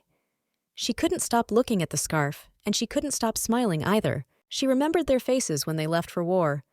Wilhelm was unhappy. Dietrich was smiling. I miss them. But then news came from the battlefield that same evening. A man had approached her. I beg your pardon, Viscountess. In front of her stood a girl who was dressed in fairly light clothes. She knelt down in front of the Vicomtesse. The blonde's eyes widened as she watched the stranger. She was surprised by the unexpected news. The girl came closer to the maid and asked again, What did you say? This long-awaited news was news of death. The girl again remembered the faces of those two boys she missed. The next moment, the girl asked the woman who was kneeling in front of her, Once again, what did you say? To which the woman immediately responded the next moment. All forces were thrown to the front, but the situation suddenly changed. The barbarians flocked from both sides at the same time. The girl's hands, standing opposite the woman, gradually began to turn white. Suddenly, the next moment, the girl's hand clenched sharply in anger. Sir William, who learned of this belatedly, quickly dealt with the barbarians and tried to break through to Sir Ernst. The woman continued her story, but the chief was waiting for him on the battlefield. Because of this, the battle lasted longer than expected. At that moment, there was a light snow falling outside, and it was falling on the trees in the forest. The dark-haired guy at that moment began to look around with blood on his face. With a sword in his hand, he could barely stand looking at the mountains and snow with fatigue in his body. After a moment, the dawn came. The girl was very upset. So at the same time, when the Empire finally put an end to the war with the barbarians. The life of Dietrich, who fought alone. When the girl heard what the woman said about Dietrich, she became hysterical. It's all because you raised him like that. The fact that I have such a first student is a disgrace for the Ernsts. The next moment the girl thought, This afternoon, when I laughed after reading the letter. One day the guy received a letter from his brother. Their daughter-in-law had given birth to a child, after which he wanted to be given leave after that terrible military service. The girl told him that same day with a smile on her face, I'll give you 3 days off. The next moment after this whole story, she began to cry and laughed, was happy about the letter. The woman who was standing next to the girl at that moment watched what was happening, and tears flowed from her eyes. After which the blonde fell to the floor and began to cry very bitterly. She recalled moments from her childhood, how she sat with him on her father's lap. They tried to calm the girl down at that moment, but she did not stop crying. She bitterly recalled all those moments and said, All that remains of my memories is myself, she said. For such an exchange, even a dozen soldiers would not be enough because of a man who treats the value of life so much. The girl lay hysterical, and the next moment she could barely speak. Because of me. After some time, the girl blamed herself and cried loudly and finished. Dietrich died. Meanwhile, in the city, the soldiers were finally able to meet with local residents and reunite with their families. A little boy ran up to one of the soldiers and hugged him tightly, after which the man hugging the little boy looked somewhere back. Behind him, he saw several other soldiers carrying a wooden coffin with a corpse inside. The other soldiers realized that the coffin contained the lifeless work of one of their battle brothers. The cloak of the soldier who led this funeral procession fluttered in the wind. The black fabric looked heavy and frightening. The man at the head of the procession turned out to be a dark-haired man with eyes that were as black as pitch. The man's heavy footsteps continued to sound loud enough. All eyes were directed at him. Is this really the child the Viscountess was taking care of? I think it's him. He's been hanging around the battlefield for 3 years, so it's definitely him. People continued to whisper among themselves, occasionally glancing at this strange young man. One of the onlookers tried hard to shut up another, because he was throwing out unflattering words. He's a knight now. Shut up. They say they did a great job against the barbarians. After this phrase, the man looked at the wooden coffin with an even stranger grimace on his face and said, Sir Ernst. The man took another step forward. This time, something in his demeanor changed slightly. Then he stopped abruptly. Perhaps this menacing man heard the conversations behind his back and was going to kill everyone. The man froze in place for a moment, then looked up. His pupils narrowed sharply, as if he had just seen something very important. In fact, he simply heard a familiar voice somewhere nearby. Then he saw the familiar figure of a golden-haired girl. The black-haired youth was stunned and didn't know what he should do in this situation. He slowly raised his hand and extended a few fingers forward, as if trying to reach his blonde. But the Viscountess simply ran past him. It seemed that she had more important things to do right now. The young man realized that she had not paid any attention to him at all. The girl ran to the coffin. The Viscountess ran to the place where the corpse of her dead childhood friend should have been lying, but there was nothing inside Dietrich's coffin. The girl looked down. Her eyes showed despair and hopelessness, because they couldn't even find the body. The Viscountess fell to her knees in front of the empty coffin and could not believe what was happening.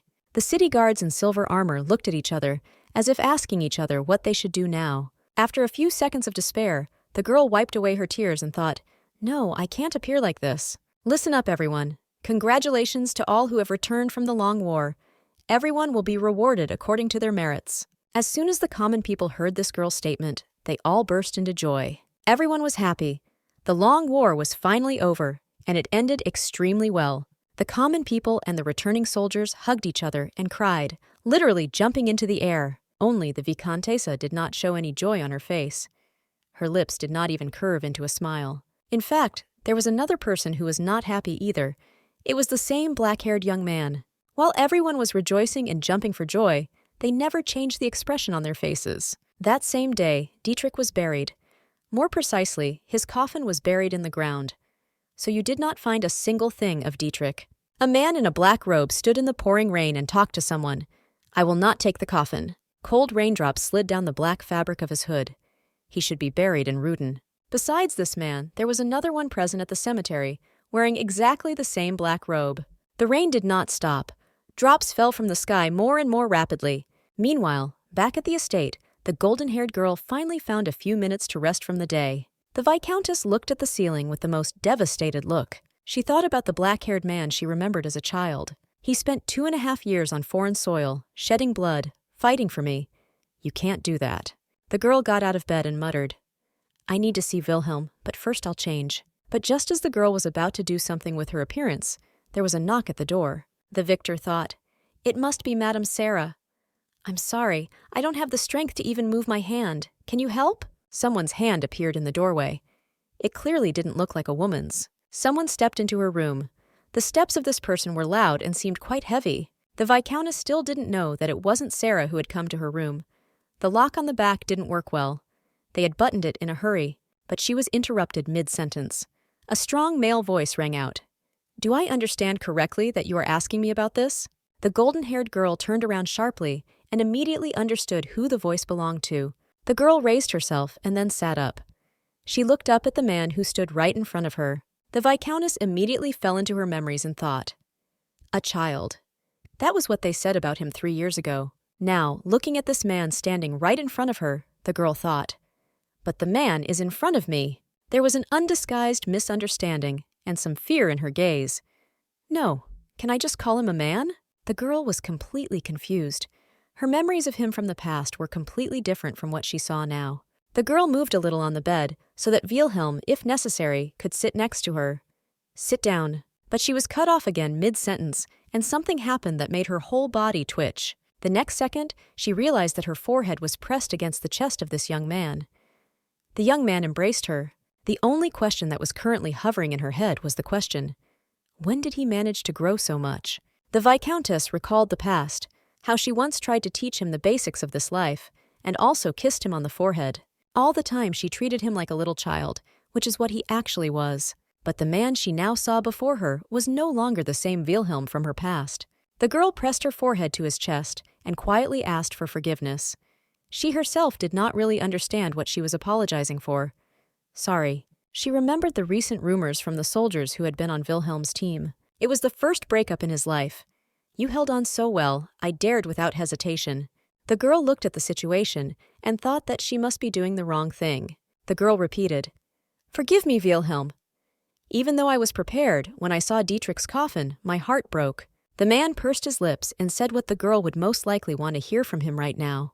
"Everything is fine." He came to the Viscountess to his chest even more strongly, then said something that she definitely did not expect. "Just say you at home." Tears started flowing from the girl's eyes. She never imagined that this man could feel. "Did I say beast?" "You're home, Wilhelm." Thank God you're back. I can't believe I thought that about that good child. This answer satisfied the young man completely. His face began to look softer. I was bored. I was bored too. In her head, she thought about it. I made you like this. Go on, Ryan. Can you imagine how much I missed you? The man decided that now was the best time to pour out his soul. Long, long nights I yearned only for you. So they stood in the middle of the dark room, hugging each other. Ryan continued to cry. The next day, a young man came to the girl who was interested in something. I will give you 100,000 Alanquez. This man wanted a good soldier in Wilhelm. So give us Wilhelm. The girl looked at him and asked, Why so little? What? It was for not Glensha himself. But 100,000 Alanquez will make life in Rudvi Castle prosperous for 10 years, won't they? The Viscountess thought. I kept wondering why he was still in Ruden, even after the funeral. He had an ulterior motive.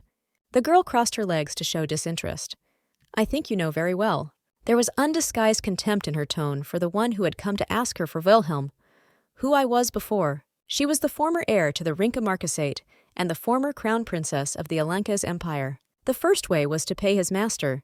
The second way, changing the master at the will of the knight himself by the oath of chevalier. His personal request to Wilhelm was rejected, so he came to me. Naturally, he will be rejected. The girl continued to speak. Let him not be 20 years old. Do you think this will be a good ransom for a knight? The red-haired man who came to ransom the knight suddenly changed his expression. His body was trembling.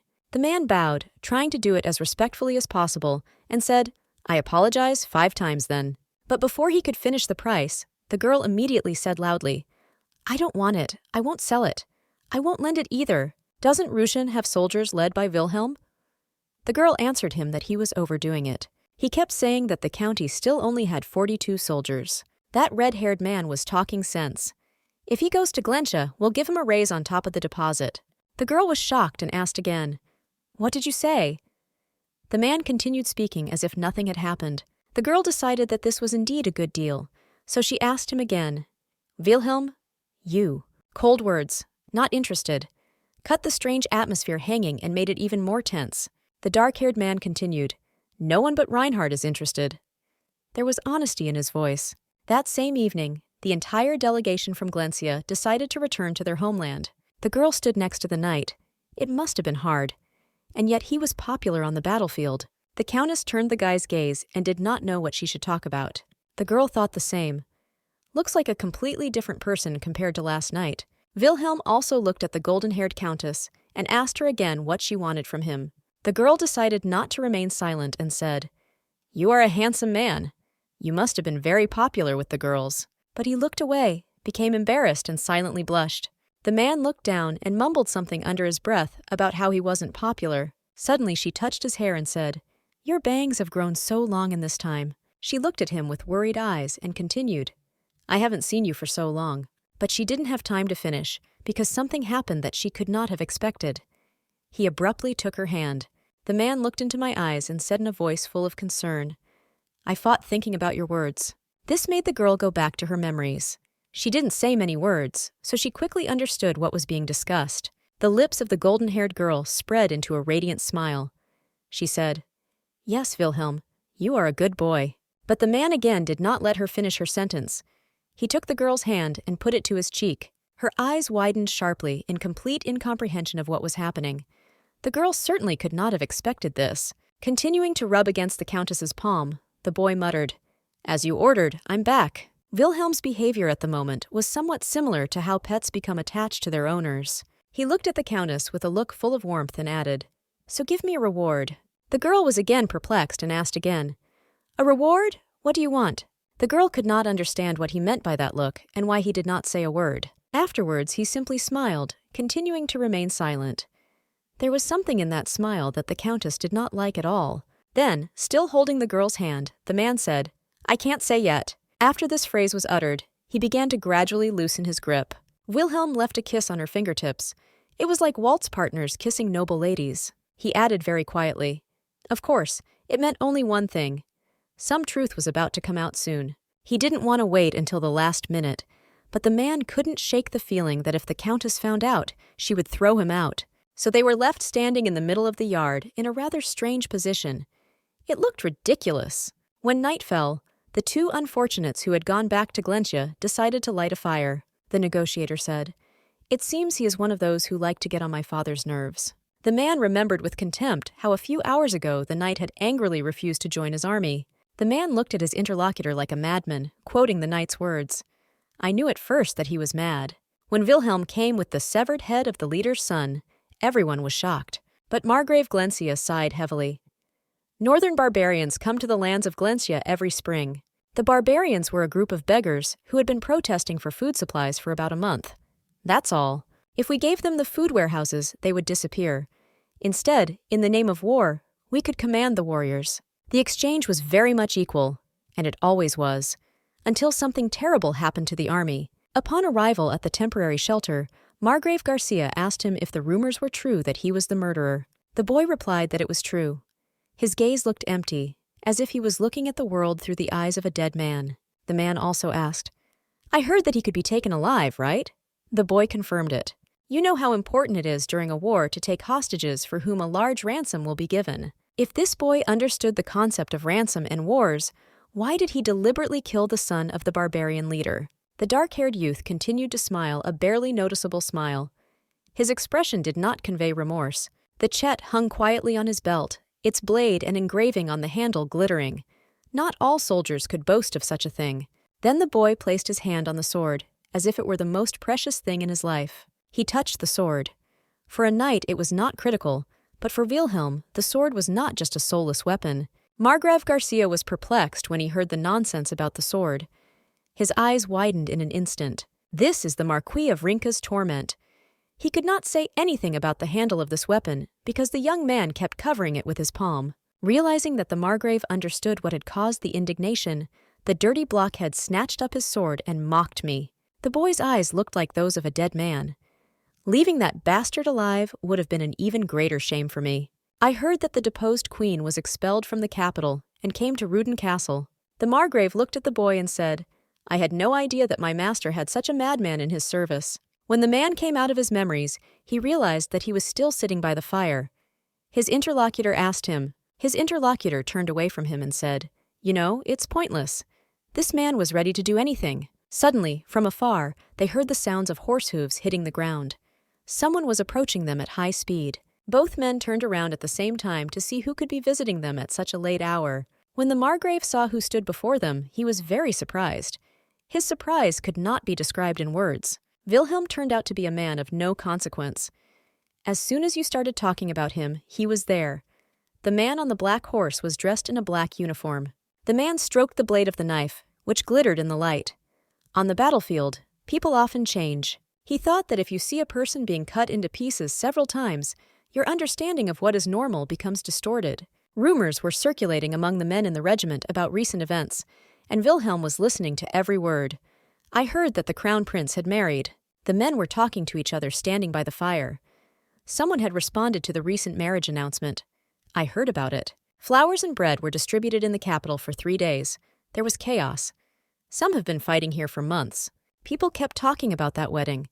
They imagined how the wedding ceremony went to entertain themselves. One of the warriors answered with all honesty in his voice, Of course she is beautiful. He threw out the former crown princess. Wilhelm sat to the side and cleaned the blade of his sword.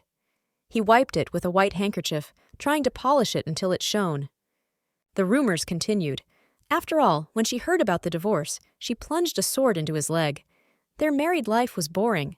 The men's tone changed when they started talking about the ex-crown princess. She was no longer a virgin anyway. One man from the squad said, Then I should propose myself.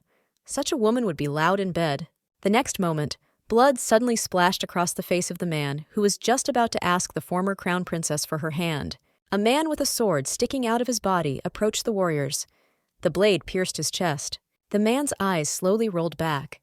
The sword had been thrust from behind, so the tip of the blade was in front of his eyes. The next moment, someone pulled the sword out of the poor guy's body, and he fell to the ground due to bleeding. The man who had just killed that soldier turned out to be none other than Wilhelm. The soldiers finally came to their senses, and those who were standing closer to the scene of the incident jumped back a few steps. That poor guy was still clinging to life. He was reaching out with his hands to the people standing in front of them, trying to ask for help. A tragedy unfolded in the middle of a military town. A soldier's body lay in the middle of the crowd, bathing in a pool of his own blood. The men turned against the black-haired youth who turned out to be the murderer. "What are you doing? Sir William, what are you doing?" But Wilhelm continued to look at all the people around him with an expression of contempt on his face. The next moment, a blade flashed in front of the face of the one who had insulted the former crown princess a few minutes ago. It looked more and more like Sir William had gone mad and was determined to commit a massacre, confusing enemy and ally. Wilhelm looked at the people again. This time his eyes narrowed even more, making him look like a dead man. The blond man lost his temper because he was tired of everything that was happening around him. He shouted to everyone, "Calm down, everyone!" Another soldier grabbed Wilhelm so that he could no longer harm anyone. "Mad dog, what are you doing?" Wilhelm's eyes darted to this strange man. This man seemed not to be present in the real world. The man kept shouting right into Wilhelm's ear. "These are the allies, our soldiers. Do you realize what you're doing?" But Wilhelm coldly and abruptly tried to break free from the grip and swung his sword again. All the soldiers were even more shocked and confused. They did not understand why this young man had changed his behavior so abruptly. Wilhelm turned half-turned. His clothes were covered in blood. He was sentenced to death for disrespect to the imperial family. At that moment, the negotiator emerged from his war memories. He was thinking. It wasn't the war that changed him. The man turned his gaze back a little, because there, right behind his back, right now stood a person he knew. Wilhelm stood unwavering, holding in his hands the reins of the black horse on which he had galloped here. Markaf looked at the man in front of him. He didn't understand why the boy had come at all if he wasn't going to open his mouth. After some time, this got on his nerves, and the high-ranking official's face reflected displeasure. The adjutant asked the Margrave, "Has something happened?" He answered him, "We must return to Glencia as soon as possible." The man seemed to sense something. He quickly led his assistant along the road to Glencia, sensing disaster. 2 men were about to escape into the night. They rode their horses so fast, as if someone was chasing them. Wilhelm stood behind them and watched his brothers disappear. He looked at them with undisguised joy on his face. They weren't supposed to bother him in the near future, and he could think of another way to get rid of them. Then came the morning. The rays illuminated the tops of the castle where the one who was the crown princess lived. The golden-haired girl stood up and stretched. She wished herself a good morning and seemed quite pleased to be awake. The girl saw that there was a loaf of bread on the nightstand next to her bed. Bread? What is bread doing here? This made the girl go back to the time when Wilhelm was little. Once upon a time, he brought her bread. The girl sank into memories. Instead of fighting, we should teach him etiquette in communicating with girls, Dietrich. But as soon as she said Dietrich's name, her gaze went blank. No, rather, she just couldn't accept the fact. Dietrich was no more. Dietrich was dead, and even his body could not be collected and put in a coffin. The girl fell into complete despair at the realization of his death. Michel Alanquez, you have taken another person. If she had hurt him, she should have done it properly.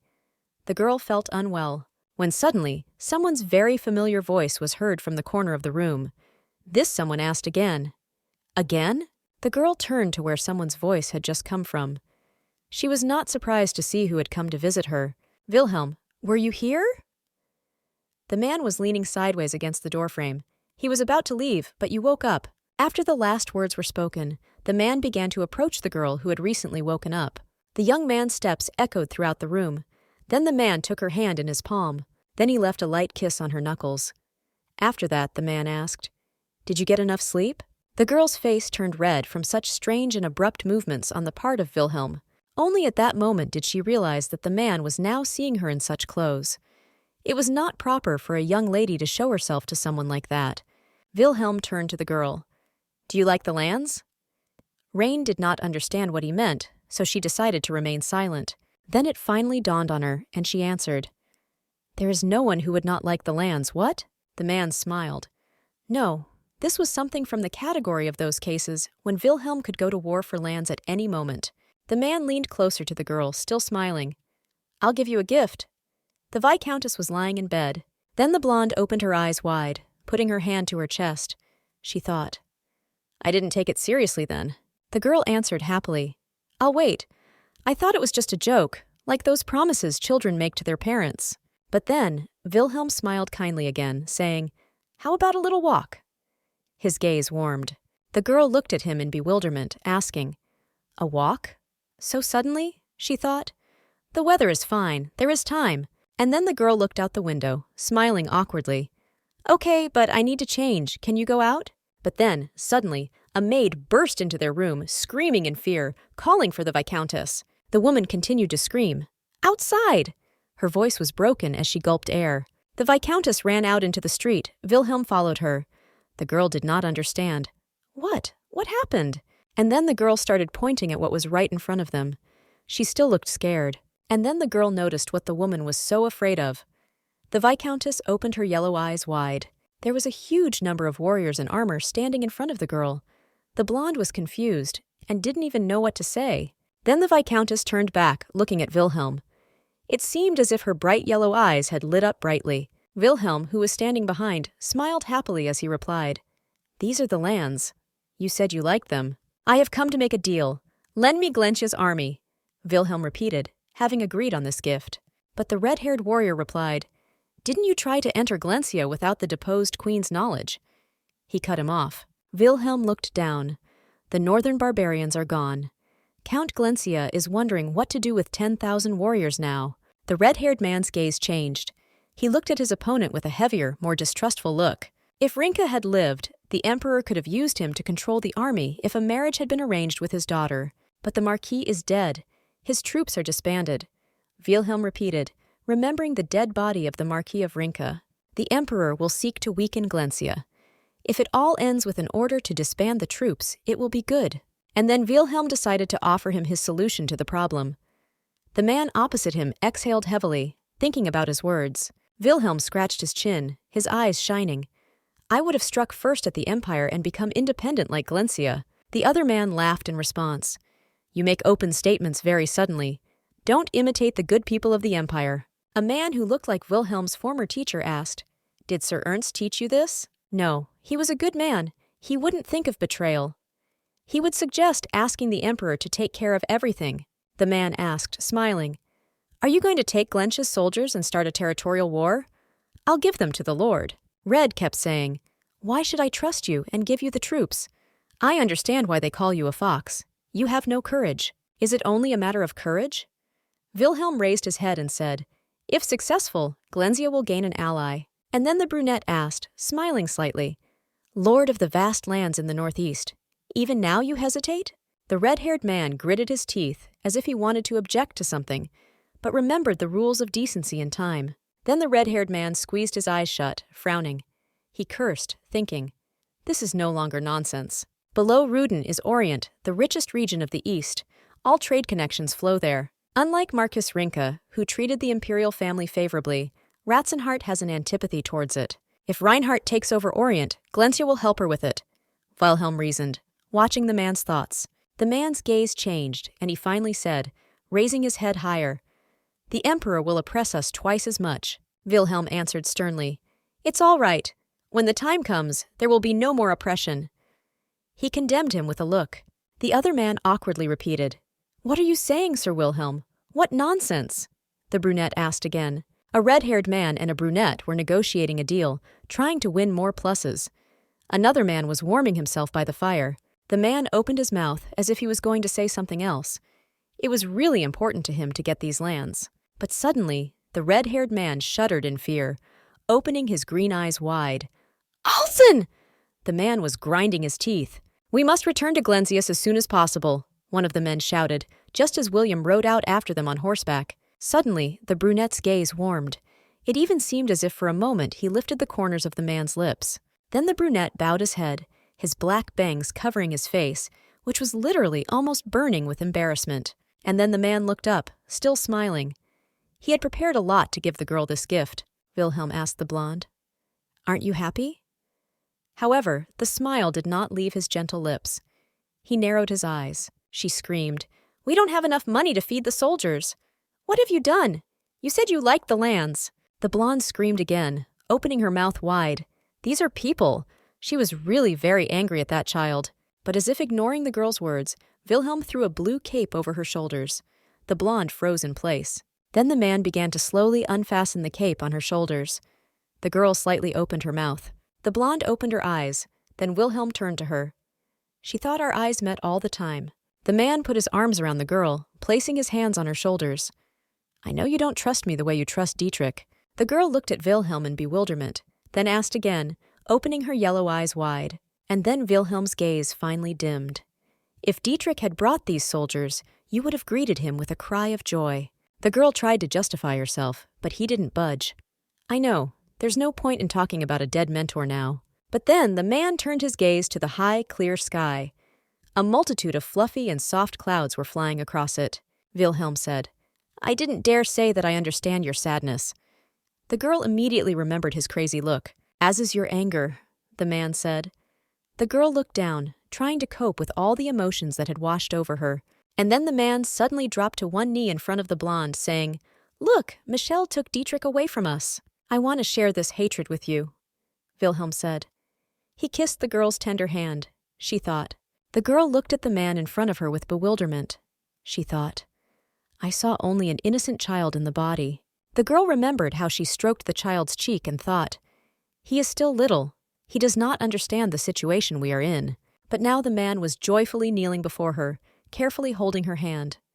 Wilhelm turned to her, and then Wilhelm said, raising his head higher, I did all this to take back what was originally yours, the man added, and this is only the beginning. The girl pressed her lips together, looking at Wilhelm warily, with distrust. The girl let go of his hand and left. I didn't ask you to give me back to me, she thought. He grew up before my eyes.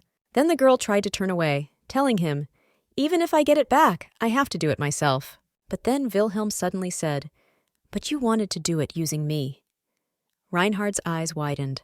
Then the blonde looked down guiltily, her face darkening as she tried to justify herself. But the man interrupted her, stopping her then with meaningless words.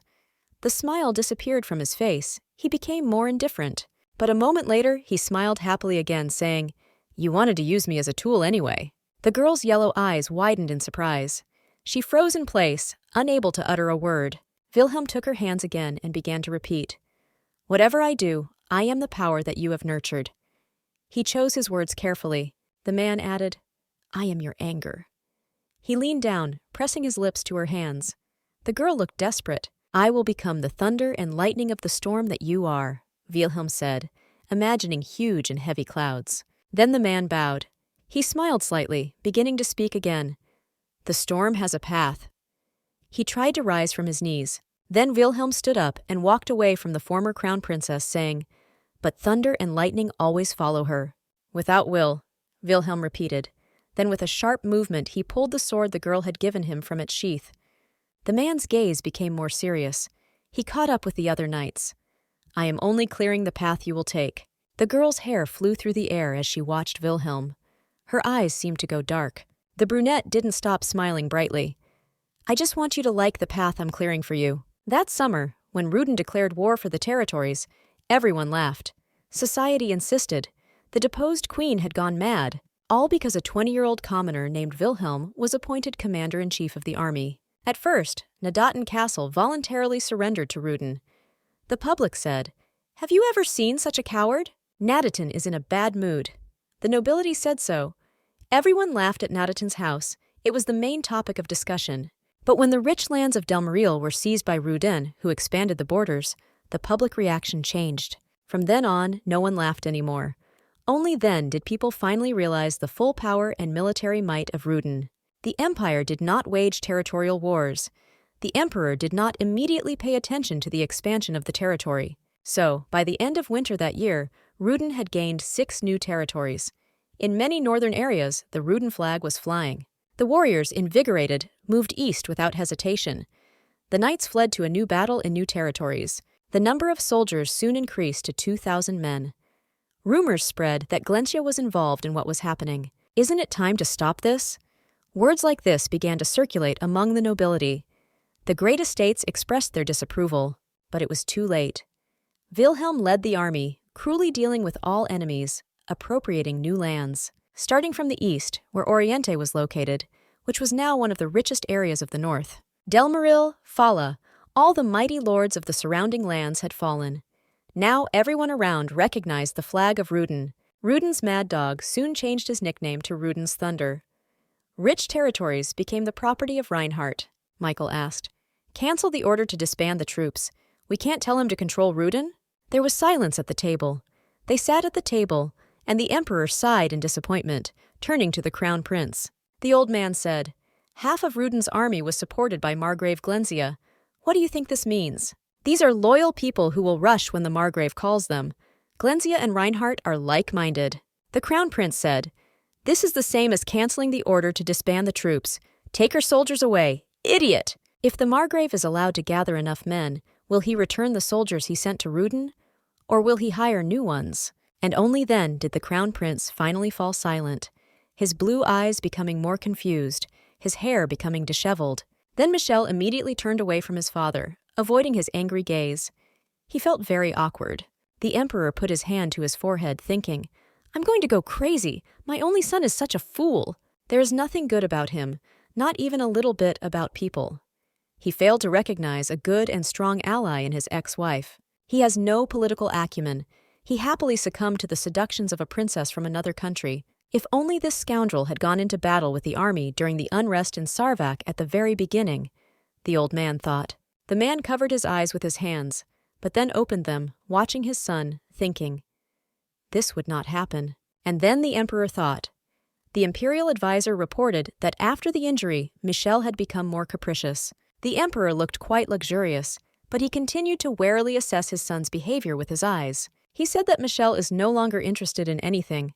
He only thinks about his own well-being. But there was another side to it.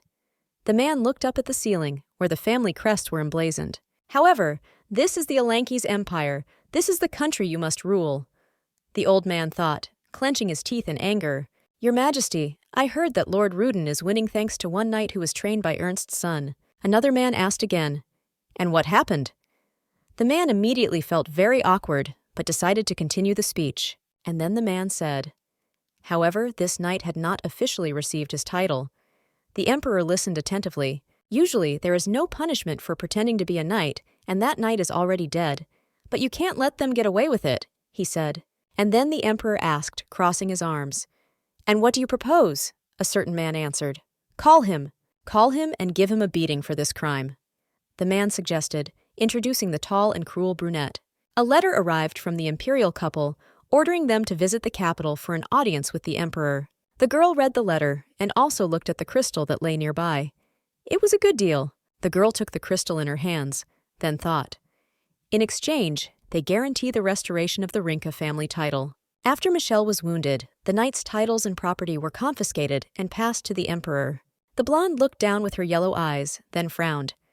"This is an offer I can't refuse." The girl squeezed the crystal tighter, then frowned, continuing to reason. "Finally, I'm one step closer to Michel. Unlike last time when I was banished to Rudin, I am ordered to pass through a high and imposing gate." Count Mealy shouted. "They said you can't go through the crystal gates with weapons. Quickly put away sharp things." She kept saying, "Defending Madame. I am responsible for them. I promise there will be no problems." The count shouted, "This is the rule for everyone. Crystal gates are made of crystals with magical powers. With their help, you can move from one gate to another. They say that long ago magic existed in these parts." The girl thought, imagining the great sorcerer. But as time passed, everything changed. Magic declined. The magic staff broke. The girl understood. The progenitor of the Alanquez Empire, Amaryllis Alanquez, was the last wizard on the continent and created the gate. The crystal gate brought prosperity to the continent, so Arard Alanquez was able to strengthen his position throughout the empire. If a person is not a blood relative of the Alanquez, they need a resonant crystal to pass through the gate. The count shouted, "No exceptions! Anything that could be a weapon is forbidden." The girl thought, their rules must be followed. But there was still one way out. And then the blonde turned to His Excellency, who was almost smoking with anger. The girl came closer and said, "As the crown princess, I passed through the crystal gates." The man fell silent. She looked away. "After passing through the gates, we will not find ourselves in the palace, and there are also 20 knights guarding it." Then the man quickly tried to justify himself, holding out his hand to her. It was true, but still.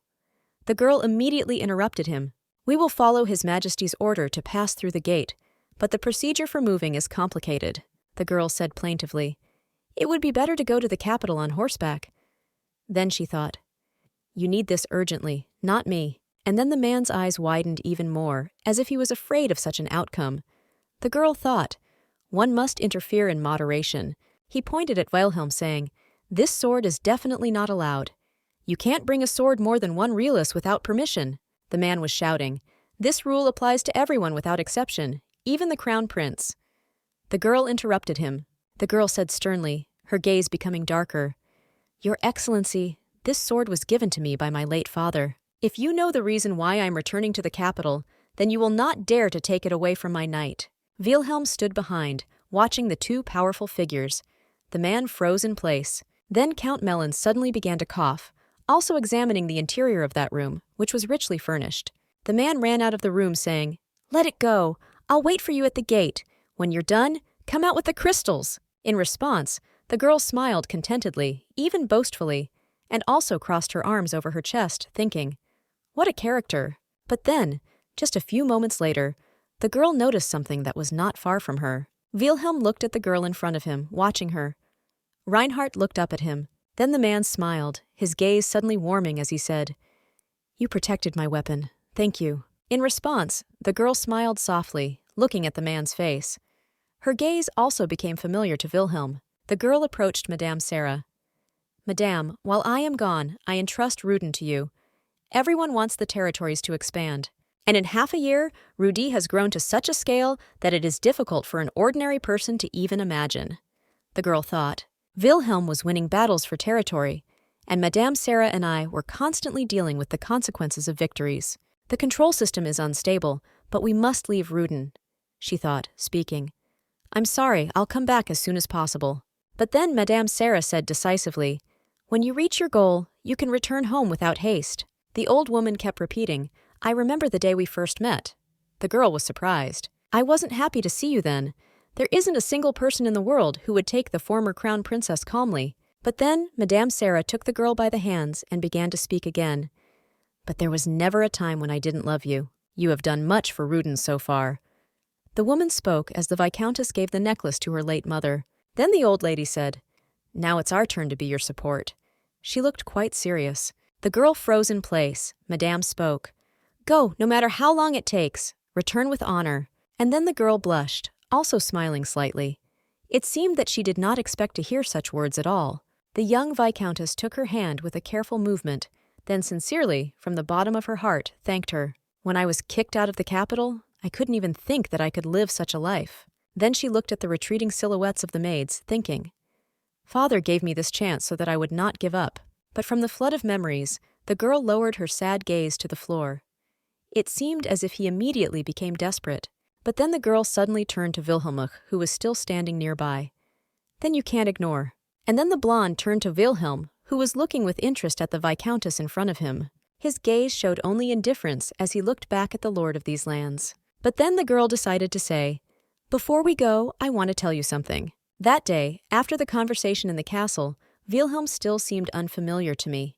The girl thought, remembering him, there were times when I could lean on his shoulder and feel relief. But he was no longer the boy I had protected. He was now a good knight, bloodthirsty and cruel. I thought he was a child who didn't understand anything, the Viscountess thought, remembering his innocent smile. And then the girl finally understood. But he sees right through me. I'm ashamed. She covered her face with her hands, cowering. Moreover, it seemed impossible to reciprocate this blind trust with which he follows me. She hugged herself with her arms and opened her yellow eyes wide. Only one thought was spinning in her head. It was excruciating. And then, suddenly, a loud scream from a man was heard. Ruden had won the battle for Del Maria territory.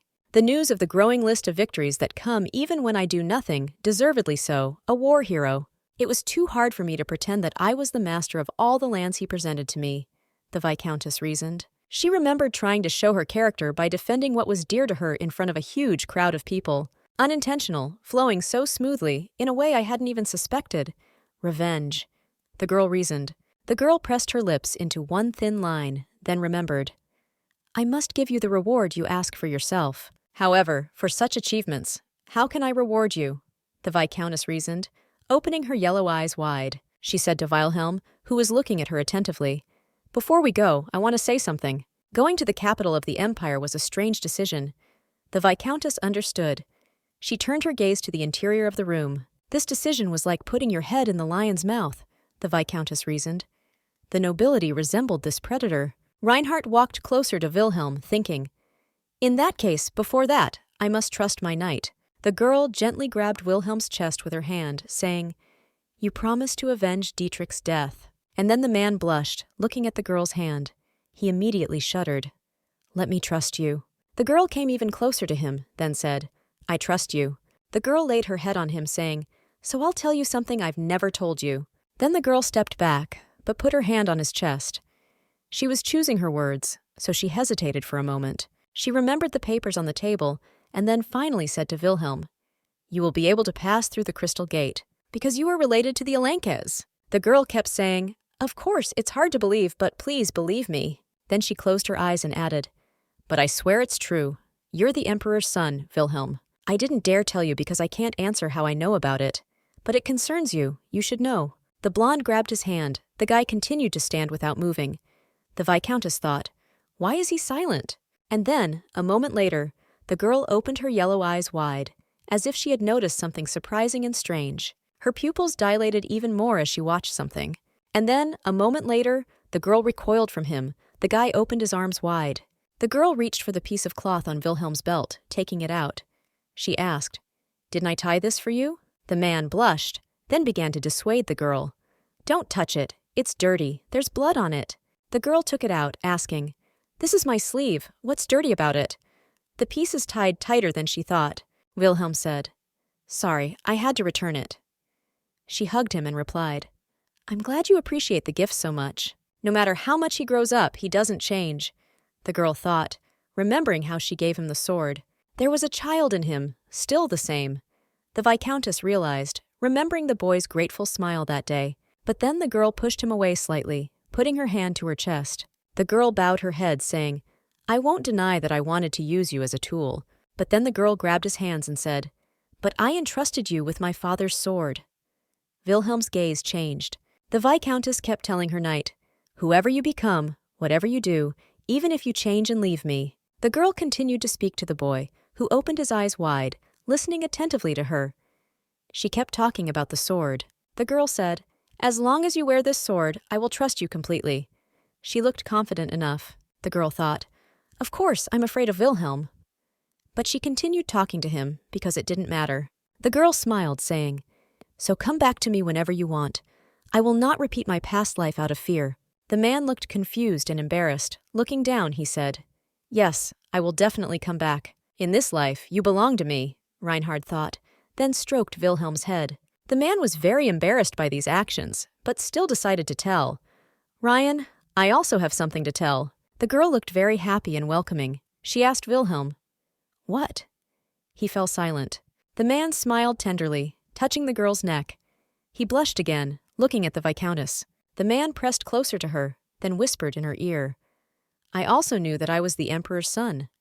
The girl was very surprised. Hearing these words from Wilhelm, the girl's gaze changed greatly.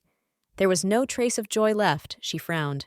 But then the girl began to open her yellow eyes even wider, watching the man in front of her. The Viscountess suddenly pushed him away, screaming, asking, "What did you say?" She looked scared. The Viscountess began to scream angrily, her eyes darting around the corners in fear. "Since when? When did you manage to find out?" But suddenly, the man grabbed her hand, pulling her closer to him. Then Wilhelm embraced Rain in a tenacious embrace. The man pulled her closer to him, smiling slightly, saying, "I can't tell you yet." The Viscountess tried to object. Suddenly, 2 knights appeared behind them, saying, "It's time to go. Sorry for the delay." Now the girl, who was trying to push Wilhelm away from herself, was embarrassed, thinking, "Why now?" The girl walked away from Wilhelm, saying, "I'm coming. Get everything ready." She turned away from him, but the Viscountess's voice trembled. And then, Wilhelm suddenly said, "I think it's a little difficult to continue this conversation now." She was surprised. Wilhelm came up behind her, adding to the words, "We'll talk later." The girl opened her yellow eyes even wider, and then the man outpaced the Viscountess with a quick step, so the girl could only listen to his voice. Later, Wilhelm walked closer to one of the soldiers, then said, "Get the horses ready." He recoiled for a moment. The girl remained standing there, confused. Her gaze was empty as she watched the guy's silhouette. But then the girl opened her eyes wide. Her fear and horror of the whole situation could be seen below. Meanwhile, in the forest, A clear sound could be heard coming from the horses' hooves. They were rushing at a furious speed, and so it was.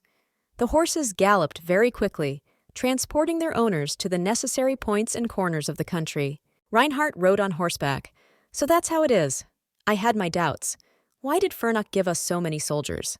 It wasn't that there was no payment. Wilhelm had given himself as collateral, the Viscountess thought. The girl turned her gaze to the impressive figure of the knight, thinking. More precisely, the blood of the emperor flowing through his veins. A member of the ruling dynasty acts in Rudin's interests. Then the imperial family will have nothing to show for it. Because of the empress, Michel was the emperor's only child, but not by his will. The Viscountess reasoned. Because of her age, the empress can no longer have children. The Viscountess reasoned, recalling the imperial twins. If that idiot Michel is currently the only heir to the throne, Reinhart thought, remembering his smile, that there was another candidate for the crown prince. The girl reasoned, looking away from the trees of the forest. She glanced at Wilhelm, then thought, this could not fail to please the emperor. The man smiled slightly, and then the girl's eyes widened when she met his gaze. She was very surprised by this. Then the girl almost immediately demonstratively turned away from Wilhelm, not wanting to contact him. Wilhelm's gaze also changed, becoming rougher and more smug. The man frowned slightly as he looked at her. Suddenly, someone's voice was heard shouting, "We've arrived! You're here!" In front of them stood a guy, also a blue portal. The young man kept repeating, "Everything is in place. We can move out." He pointed his hand at the statue, in the inner circle of which there were lightning bolts. The man said, "Take the resonance crystal and go through the gate. Please follow me." Ratzenspard stood in front of Wilhelm. They both looked at the portal with satisfaction, as if they weren't even surprised by it. But then, just a few moments later, the man turned to Reinhart. The girl turned to him in surprise, her yellow eyes wide open. She turned her head, watching him. He leaned closer to her, grinned, and whispered in her ear, "I still haven't told you about my reward, have I?" And then Wilhelm's gaze changed. He frowned, and all traces of mischief and smirk were gone. His eyes turned black. The girl clutched the hem of her dress tighter. She understood what Wilhelm was talking about, and it was clearly not the best conversation. But still, the girl smiled awkwardly, asking Wilhelm again, "Sorry, can you repeat that?" Her face dimmed. Wilhelm, at her request, repeated, "As you said, I'm back." Reinhart looked at the trees, thinking, "The time has come." The man came even closer to her, the sound of his boots sounding quite loud, perhaps due to the tense atmosphere. The brunette smiled again, saying Reinhart, "And from now on, I will return alive." His face seemed to darken. The man finally said, "So give me my reward." The girl won't even look at him. Only after a few moments did she raise her head, then carefully asked Wilhelm, "Which one?" But suddenly another servant addressed them and reminded them again. "Lord." The girl smiled awkwardly. "We must go." The man came closer to the portal, saying, "Reward! What reward?" He repeated it over and over again, and then Reinhart said, "I have nothing to give you." Wilhelm froze, not knowing what to answer her. But then Wilhelm smirked slightly, the sun shining on his face as he decided to turn back to the girl. And then, the man finally said, "Give yourself up." The girl froze, unable to utter a word. Her eyes widened. The girl thought, lowering her head, "The moment I heard these words, the Viscountess was amazed." Suddenly the blonde raised her head, as if not believing, and asked Wilhelm again. She thought, "My head was empty." The man suggested speaking, looking at the girl. He remembered the moment when he first tried to hug her. Wilhelm also remembered returning from the winter hunt and hugging the Viscountess tightly, as if afraid that she would break free. Wilhelm did not forget how embarrassedly he smiled when he received the handkerchief from Reinhardt's dress that day. He blushed. "That's what I want, always, always, whenever."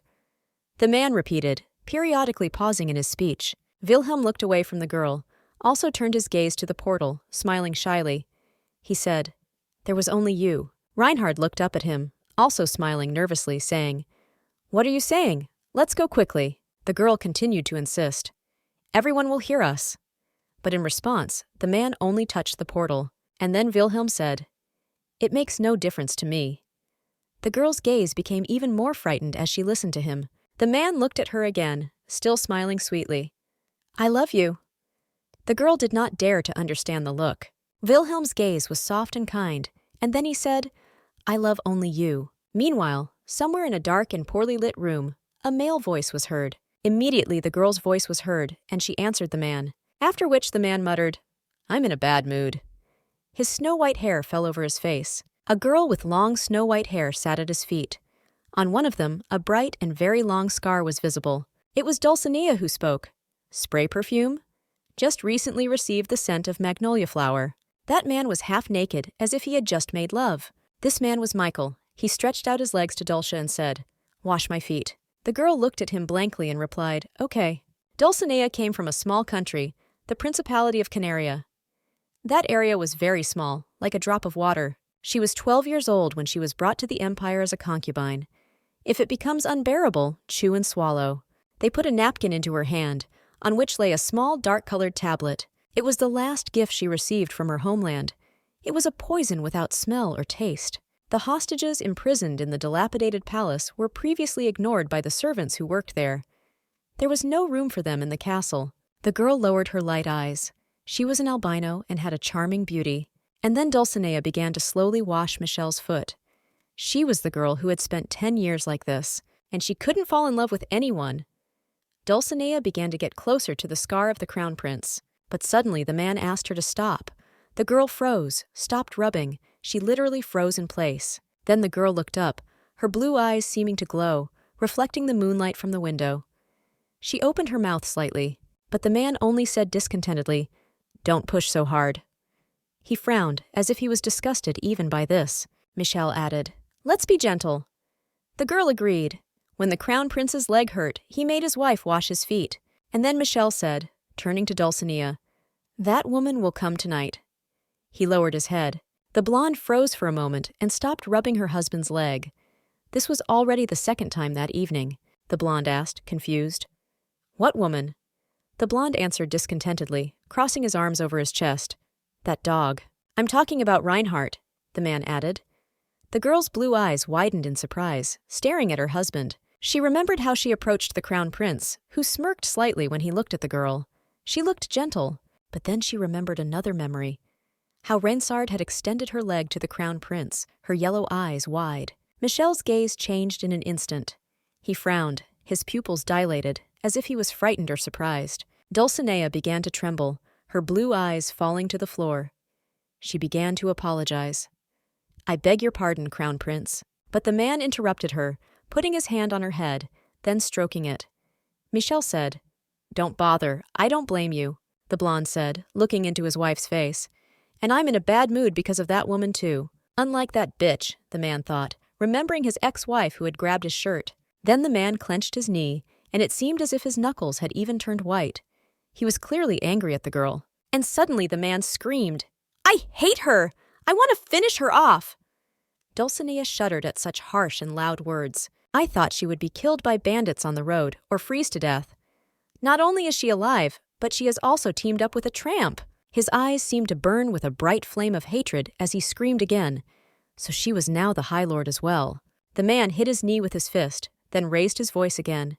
Shameless. How dare she break the system? Then Michel looked at the window and said in a calmer voice, "I'll make her regret her choice." "I'll send this hot one to the scaffold," the man repeated. He literally burned with hatred just from the thought of her. "Yes, that's right. Bring me this," the man shouted, turning away from the blonde, who was very surprised. The girl looked at the exquisite jewelry with blue stones. The man said, "This is for you. Wear it today," the blonde asked. "But the arrival of the Viscountess?" "The crown princess does not participate in the events, but her spirit must be suppressed." The man's face also changed again. He clenched his teeth even tighter and then said, "She was originally of low status." Then the crown prince turned to his wife, who looked noble. "That's your charm, princess from birth." The man looked sternly at the princess in front of him, then added to his words, "Show her everything in person."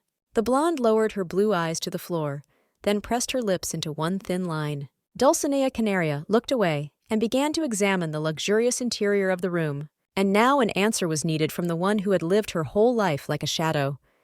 She looked down, also compressed her lips, frowning. And then, just a few moments later, the girl smiled tenderly. It seemed like a genuine smile. Then the girl smiled happily, opening her mouth wide. She closed her eyes, answering, "Good. Suddenly, a man addressed the girl, calling her a crown princess. Young Dulcinea heard this too. The man continued to repeat, looking at the blonde with blue eyes. "You still look great today." Then Dulcinea looked at Reinhart Rinka, who stood before her wearing a golden crown. But all that was left for the maid to do was simply stand aside, silently watching Reinhart Rinka. The crown she made, the magnificent jewels that adorned it. Now mine, Dulcinea thought. The blue-eyed blonde then recalled how Reinhart cried as she watched her beloved husband threaten her. Then the girl with yellow eyes screamed, drawing her sword from its sheath. Tears began to flow from her eyes again, and she frowned. The girl pressed her palm closer to her chest, touching the decoration on her neck. She understood that everything happened because of her. Reinhart is the girl who lost everything because of me, she thought, imagining the poor, defenseless woman. The girl still couldn't come to terms with it. I have to meet her like this. The man who stood next to her was shaking with anger. The man continued to tell the girl through his teeth. Impudent. His gaze flared up with hatred and rage again. The girl suddenly raised her head, carefully watching what finally happened right in front of her. Two people entered the hall at once and walked closer to the emperor, as well as to other members of the imperial family. And then Dulcinea, too, opened her eyes wide, watching what was happening right in front of her. The girl's gaze was stern and attentive. It was obvious that she had been waiting for a long time to meet the members of the imperial family. She wasn't wearing any jewelry, Dulcinea thought. The girl was wearing a modest black dress with a silver ribbon. Together with her faithful knight, the girl approached step by step closer to her goal, as well as to her enemies. They came closer and closer. Despite their modest clothes, they looked quite expensive. Dulcinea still couldn't get rid of the annoying voices in her head that were bothering her in every way. The girl's yellow eyes were as cold and sharp as ever. There was no trace of a smile left. The girl remembered because she wanted to threaten her to her face. "Father's corpse. I will return to myself everything that you dared to take from me." But suddenly the girl trembled, looking away from the blue eyes. Croprian turned to her irritably, hugging her. Michel kept telling the girl, "I told you not to be scared." The girl asked for forgiveness, stuttering, confused. The emperor thought, it was an honor for Reinhart. She was invited to congratulate her on receiving the title of Great Lord. She came in this, thought the old man watching her long black dress. But then the man suddenly smiled brightly, understanding. This was a victory. He felt amused and tried to cover it up. And then the old man realized, looking at the girl. She came in mourning clothes. Suddenly, the man who had previously dictated the rules for entering the magic gates to them began talking about something again. He kept saying, "Long live His Majesty, the Supreme and Honorable Emperor Alanquez." The same said, "Lord Rudina, I have brought Viscountess Reinhart Delphine Fielden." He said. The guests bowed. "We welcome you, Your Majesty." The man looked at the blonde, then said, "Viscountess Fielden, raise your head," the emperor commanded. But the girl didn't move from her place. She just continued to look at the floor and bow low. The emperor chuckled, then thought, I called her Viscountess on purpose, but she didn't react at all. She came to return the title of Marquis to the Rinka family. The emperor thought, the girl said, pointing at Wilhelm. She kept saying, he had no last name, but he was a temporary knight of Fielden. The emperor said, I had no intention of returning the title. But then Wilhelm said, without taking his eyes off the floor, Long live His Majesty, Emperor Alanquez. Then the man smiled happily, crossing his arms over his chest. Wilhelm even looked quite friendly and happy. Looking at him, the old man froze in place. The old man's eyes widened and, from surprise, wrinkles became visible. The man continued to harden. Greetings to you, Yamale, Your Imperial Majesty. Dulcinea froze in place. The servant asked, According to rumors, you are Wilhelm?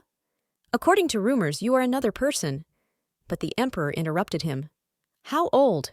The count froze in place. Then he turned away from the beautiful couple, watching the actions of the emperor. Wilhelm replied, as if taking something out of his pocket.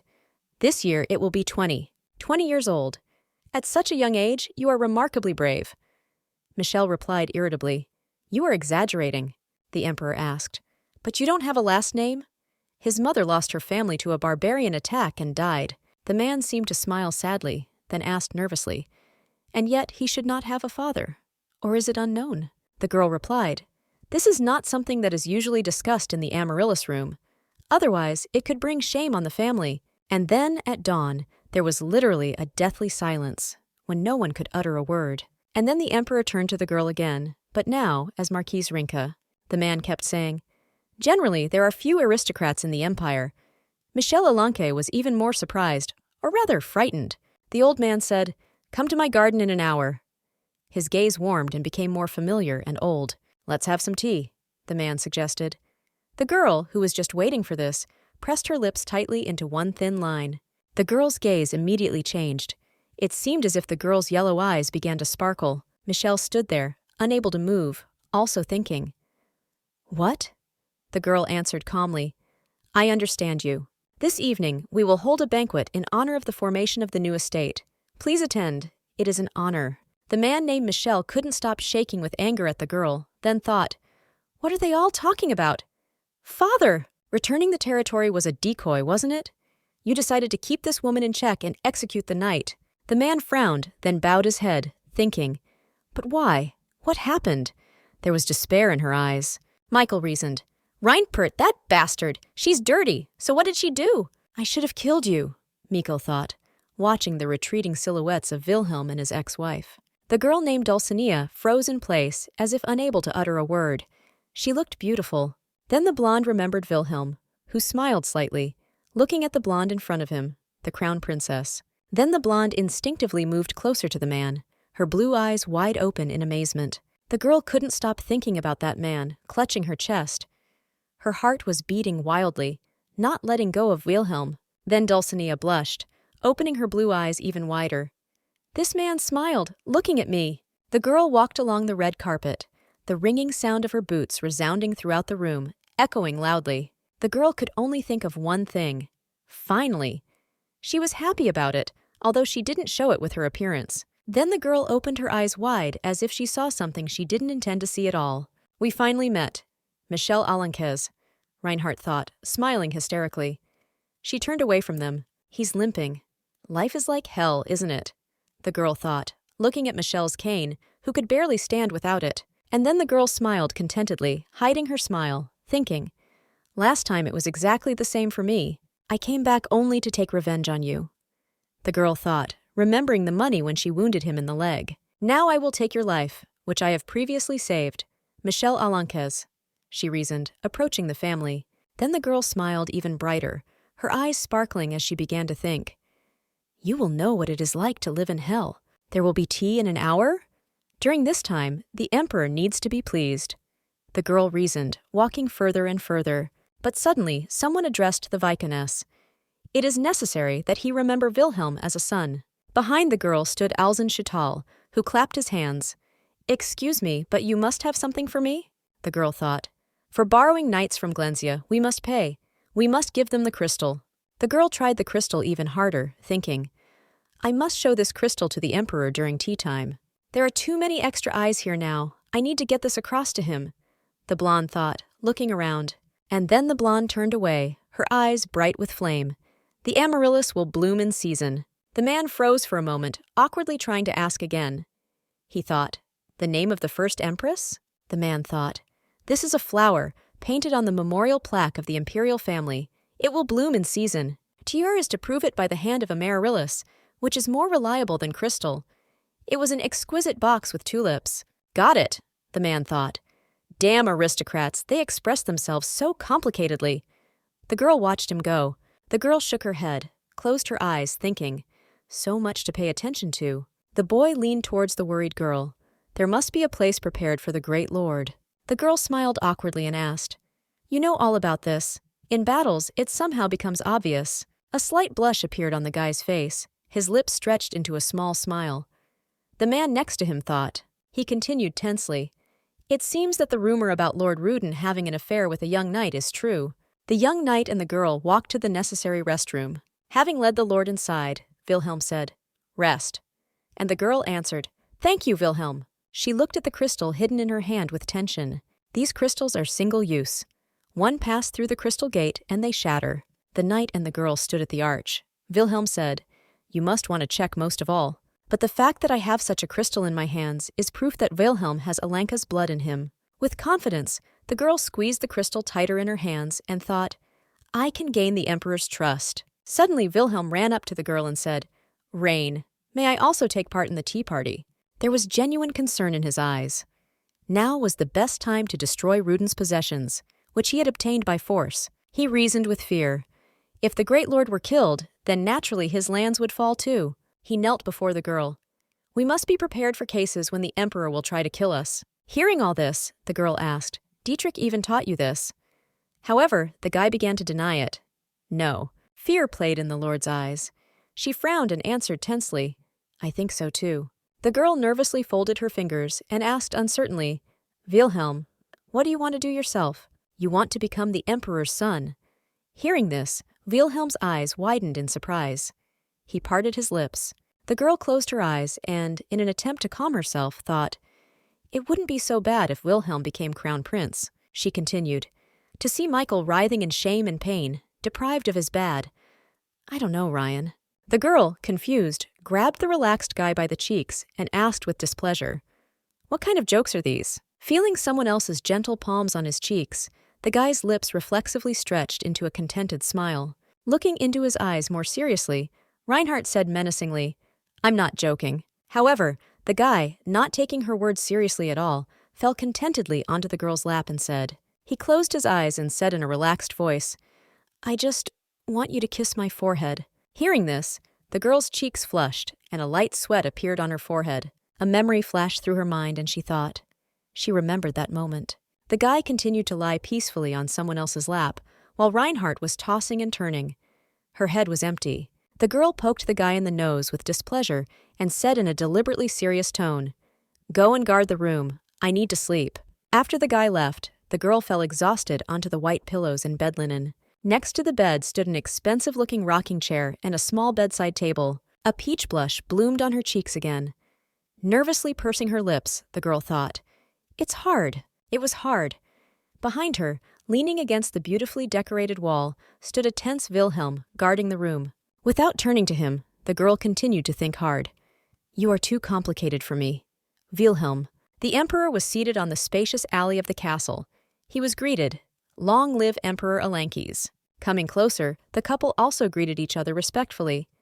We welcome you, Your Imperial Majesty. Come in. Lord Rudin appeared on the threshold, accompanied by her young knight, Marquis Rinka. Sit down, Marquise Rinka, said the emperor, and the girl thought. If you pay attention to him, the girl thought, so he doesn't plan to behead me right now. Then Wilhelm pulled out a chair for her. And then, suddenly, the emperor turned to Wilhelm, asking, Your name is Wilhelm, right? And then the old man suddenly added, You sit down too. And at that moment, the girl was very surprised. She remembered. I did not teach Wilhelm the etiquette of the imperial family, but the man answered, Thank you for the offer. Then the brunette added, smiling softly and bowing, I dare not kneel before nobles. I will stand. And then the girl raised her yellow eyes to him in surprise. The emperor said, Good. And Wilhelm thanked her. The emperor kept saying, Marquise Rinka, due to unfortunate circumstances we have become distant. But that is in the past, let's forget it. Then the old man began to speak. I will not drag it out. I will return all the privileges, the family property and everything that Michel took. I will even return to you the body of the late Marquis Rinka. The emperor repeated, but the girl's gaze was stern. But then the emperor said, Will you show me proof of the knight's birth? The girl smiled softly in response and said, Of course, I'll show you myself. And then Wilhelm immediately realized that he needed to move the girl's chair so that she could get up from it without any problems. Taking some wrapped paper in her hands, the girl continued to smile tenderly, looking at the emperor. Then Reinhart turned her attention to the knights who stood nearby. They shook their heads slightly, warning her. The girl thought. It was impossible to predict what the girl who had wounded the crown prince would do. She came closer, and then she smiled, saying, Your Majesty, it's been a long time since we've seen each other. I'm very glad you look healthy. She handed the paper to the emperor with her hands, with careful movements. It was a false marriage document, but there in the paper, wrapped in a nickname, lay a crystal. She understood this and thought, Only this crystal matters. The people who stood nearby thought, What's wrong with her? Does she want to become a bride? But the truth is that they couldn't interfere. The emperor smiled contentedly as he looked at the paper. This was the hidden, true deal between the two enemies. The man took the crystal, which he could already easily discern, which caused the smile earlier. He said, Good. And then he said, It's good that you've returned to the capital. With this deal, I'll gain the emperor's trust. Meanwhile, in a certain room, a bright light from a fireplace was already burning. The fire in it was blazing brightly, writhing inside. And then a certain man said, watching the blazing fire, "Today was indeed a long day." Lying on the bed, Rhine said, "The work is not over." Wilhelm replied, "I will be knighted at the banquet." And then Wilhelm said, watching the tired girl, "We need to prepare our clothes," Reinhart asked again. And then the girl stood up slightly, barely opening her yellow eyes, and thought, "Does he even know such details? And that he followed etiquette before the emperor today," she thought, remembering her knight's manners. And then Reinhart got up from the bed, thinking, "I need to talk to him," she said right away. "Mark, leave us." The blonde kept saying, "Wilhelm and I need to talk." The man chuckled, saying, "Will everything be okay, Rhine?" Wilhelm bowed before Reinhard, saying, "You will remain with a man deep into the night. People are watching." But in response, the girl only smiled happily, answering the man, "Everything is fine. People have always watched me." But in response, Wilhelm frowned and looked more displeased. He was also slightly surprised, and his heart skipped a beat. The girl continued to repeat, not ceasing to smile happily, "And they also think that you and I are having an affair." In response, the guy left, even more surprised, and frowned. He looked completely perplexed and angry. Then the blonde said, "If I behave decently, I don't care what people say." Wilhelm asked again. The girl replied, "I raised you when you couldn't even talk. That's why you're more of a grumpy child to me." The boy's heart beat even harder, and he froze in place. Behind him, the servants were whispering. Even Rudin's thunder was a child before the Lord. Then the door slammed behind them, leaving them alone in the room.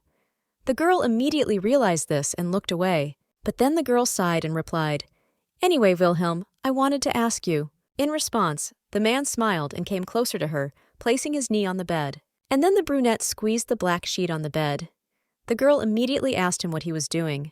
But the guy didn't answer and leaned on her from above, after which the boy pushed her onto the bed, and the girl opened her eyes wide, watching him. The man began to repeat something again, looking at her face. The man raised his head higher, trying to hide his own embarrassment, and asked, "Have you ever seen such a child?" And then the girl pursed her lips, as if she was about to laugh but held back. She replied, "When I was your age, I was also embarrassed when Daddy called me apple pie. Sorry for teasing you," the man asked, looking at the girl's lips, who did not take the situation seriously. "We have a difference of only 8 years. I'm serious." He was already blushing from awkwardness and embarrassment, and the girl didn't stop smiling. "There's something more important than that, you and your blood ties, like—" But she never got to finish her speech, because Wilhelm suddenly covered her mouth. The girl was very surprised, opening her eyes wide in response. "You know, Ryan? Children hate parents who interrogate them so meticulously," he said, looking at the girl with an offended expression. And then there was a loud knock. The man immediately ran out of Reinhardt's room, who was now alone. The girl looked at the door in confusion, opening her eyes slightly. "I'm the only woman you know. It's natural that you think you love me." She understood. "You are the only map I have. If you knew how fleeting, superficial love is, then you would be able to understand me," the girl thought. The man was already on the street and had already managed to sit down somewhere. Wilhelm began to think, clearing his throat slightly. "I shouldn't have confessed that time." The man closed his eyes, but suddenly someone addressed the man. It was the girl next to Dulcinea, who was a very rude woman. The girl with blue eyes screamed, her voice stern. "Who are you?" The words seemed to blur for a moment. The maid asked angrily, "What are you looking at?" Her irritation was visible, but the blonde froze. Dulcinea thought, "This is clearly the man from the fortress." Wilhelm looked away, and the maid screamed, "Observe etiquette." Then, just a moment later, the man dropped to one knee, placing his hand on his leg, clenching it lightly into a fist. The man said, "I am Wilhelm of Ruden." The maid said, "This is the place where the crown princess comes every evening. Go away." The man suddenly looked at them with a stern and cold gaze, and then asked, "This is where I live, so where do I need to go?" Dulcinea interrupted the maid's indignation and said, "He was in the palace for the first time today, so he might not know." Then Wilhelm said, watching the blonde, who was already starting to blush with embarrassment, "Yes, I apologize." The girl looked at the man, who was dressed only in a light shirt, and thought, "This cold and stubborn look. Is such an arrogant man really kneeling before me?" The blonde thought, her eyes wide open.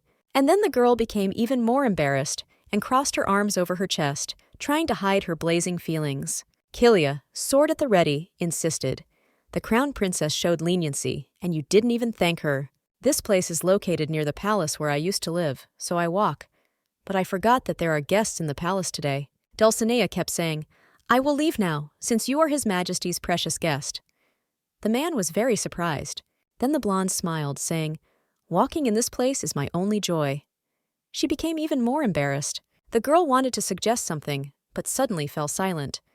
The man raised his black eyes to her, puzzled. The girl did not stop smiling happily, and also said, From now on, at this time, will you free this garden for me? Suddenly, the wind howled. The leaves began to rustle even louder in the silence of the night. There were various plants and trees everywhere. The girl thought again. For me. She turned her gaze to the large building behind, which was red and pink. The girl's heart was beating very fast as she placed her hands on her heart, and also looked away from Wilhelm with embarrassment. This is the man for me, she thought, as if she didn't even believe herself. Wilhelm was still kneeling before her, and then the man looked up with an indifferent expression, as if the whole situation meant nothing to him. He was even bored.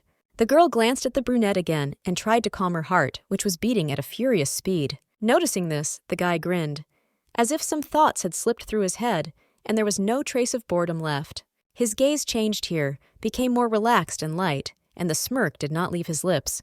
He finally said, Good. The man's behavior only made the girl even more embarrassed, opening her blue eyes wide. The girl felt like her heartbeat was clearly audible even a couple of meters away from her. She turned around and left, and her whole back turned red, like the rest of her skin. The girl finally said, Kilia, let's get out of here. And then, turning around, the blonde followed her maid, who was supposed to take her to the palace. But suddenly, something fell out of the girl's hands. She pretended as if nothing had happened, and therefore continued on her way. The man did not stop smiling, but was also surprised by such a gesture from the crown princess, rising from his knees. In front of him, on the cold and green ground, lay a small white handkerchief, which was decorated with lace. The man came closer and grabbed the handkerchief, watching the retreating figures ahead. His eyes widened. The two girls walked at a fairly fast pace, running away from Wilhelm, who had just arrived in His Highness's garden. The man noticed that the girl's back had turned quite red again, which was noticeable due to the contrast with her skin. Then the boy smirked slightly, clutching the white lace handkerchief even tighter. He was clearly thinking about something. Are the preparations complete? A certain man asked on the day of the banquet. 2 days had already passed since that frightening quiet night, the maid answered. Yes, all are accompanied by knights dressed in fine clothes, only you remain. She answered, I am ready. Reinhart raised her hand in protest. More importantly, Glencia's adjutant was called? Her gaze changed. A voice rang out. Good afternoon. I am Alzen Schutgal. I arrived as soon as I was called. This does not concern Amaryllis. The man's gaze changed, and there was no trace of his former welcoming smile. What then? Reinhart answered. I have a favor to ask. She handed him a piece of paper, saying, I need the personal information of the person I'm looking for now. The person you're looking for? The man asked, and Rein answered him calmly. I know you're not attending the banquet. Her gaze became colder as the girl repeated, Take a rest, and at the same time find this man in the capital. The girl understood. His face says that I'm not giving the crystal they asked for, and that I am talking nonsense. He definitely needs to be brought in. He is a competent person who single-handedly managed Helk. The girl reasoned. She understood. There was no need to reveal the circumstances. And she said, Sarah had no experience in managing a large estate. Rein kept saying, This is the talent I noticed in the capital. It is absolutely necessary for Ruden to become stronger. He understood. Then the man finally moved away from the girl with yellow eyes, and also managed to grab the golden door. The man said, I say this just in case. I serve Glencia. Everything I do now will be reported to the Margrave. The girl smiled indulgently and said, I know, so go faster. And she thought, I'll use you for this, she thought. I want Glencia to think I'm a capable man. He must believe that Ruden is strong without Wilhelm. And then the girl sat down on the bed, because she was already quite tired after the whole day. She thought about Wilhelm. She remembered his flushed face, thinking. She didn't show it for 2 days after he left my room, she thought. I left Wilhelm alone, because he needed time to collect his thoughts. and she exhaled heavily. The girl looked at the ceiling and then thought again. And if Wilhelm ever changes his mind and leaves, she looked down. I need to prepare everything so that things can go even without him. The girl lowered her head. Then the door opened slightly and creaked. Because of this sound, the girl immediately paid attention to the guest. At such moments, if only there was someone nearby whom I could calmly confide in, the girl thought. And then the girl remembered Dietrich, his green eyes and hair that was always tousled. He looked away. In that case, what would you say? The girl thought, and then leaned over and called Dietrich. Wilhelm was standing behind the door. The girl remembered the moment when she introduced the little boy to Dietrich for the first time. Then Wilhelm looked scared. The boy was clearly not ready for new acquaintances so soon. Dietrich's words also came up in my memories. At 18, Reinhart proposed to me. Then the man kissed her hand and with a soft smile on his lips said, "As you command." There were also memories of Lady Reinhart running to the coffin of her late friend after the regiment returned. Wilhelm stood there in complete stupor, unable to utter a word. After all, he had survived only because of her, and now Wilhelm was filled with terrible hatred towards his master, namely Dietrich. The dark-haired man gritted his teeth and hissed curses at Dietrich, who he believed had stolen Reinhart from him. Wilhelm appeared on the threshold of the girl's room, who was now sitting peacefully on the bed and thinking about life. Reinhart rose to her feet and asked, "What happened? We haven't heard from you for 2 days." To which the man responded with a counter-question. "On what business did you meet with Fernux Adjuvant? The escort knights and Mark were kicked out of the room, and you were left alone with him." The girl interrupted this verbal flow by calling the man's name. She folded her arms across her chest and stared at him. There was concern and a hint of confusion in Reinhardt's eyes. "You're acting like my boss?" The man suddenly stopped speaking and came to his senses. "Excuse me," the girl asked. "Close the door." She also told him about it. "If you want to be a prince, tell me now." Reinhart bowed her head and continued. "I will gladly call you your highness." The man protested. "Please know that His Highness the Prince is not my husband, and that from the moment you decided to do this, you can't be my family or anything else." The man was indignant and called out to the girl, "Ryan!" In response to this, Wilhelm asked the girl, who seemed to have lost her temper, "Why are you doing this to me?"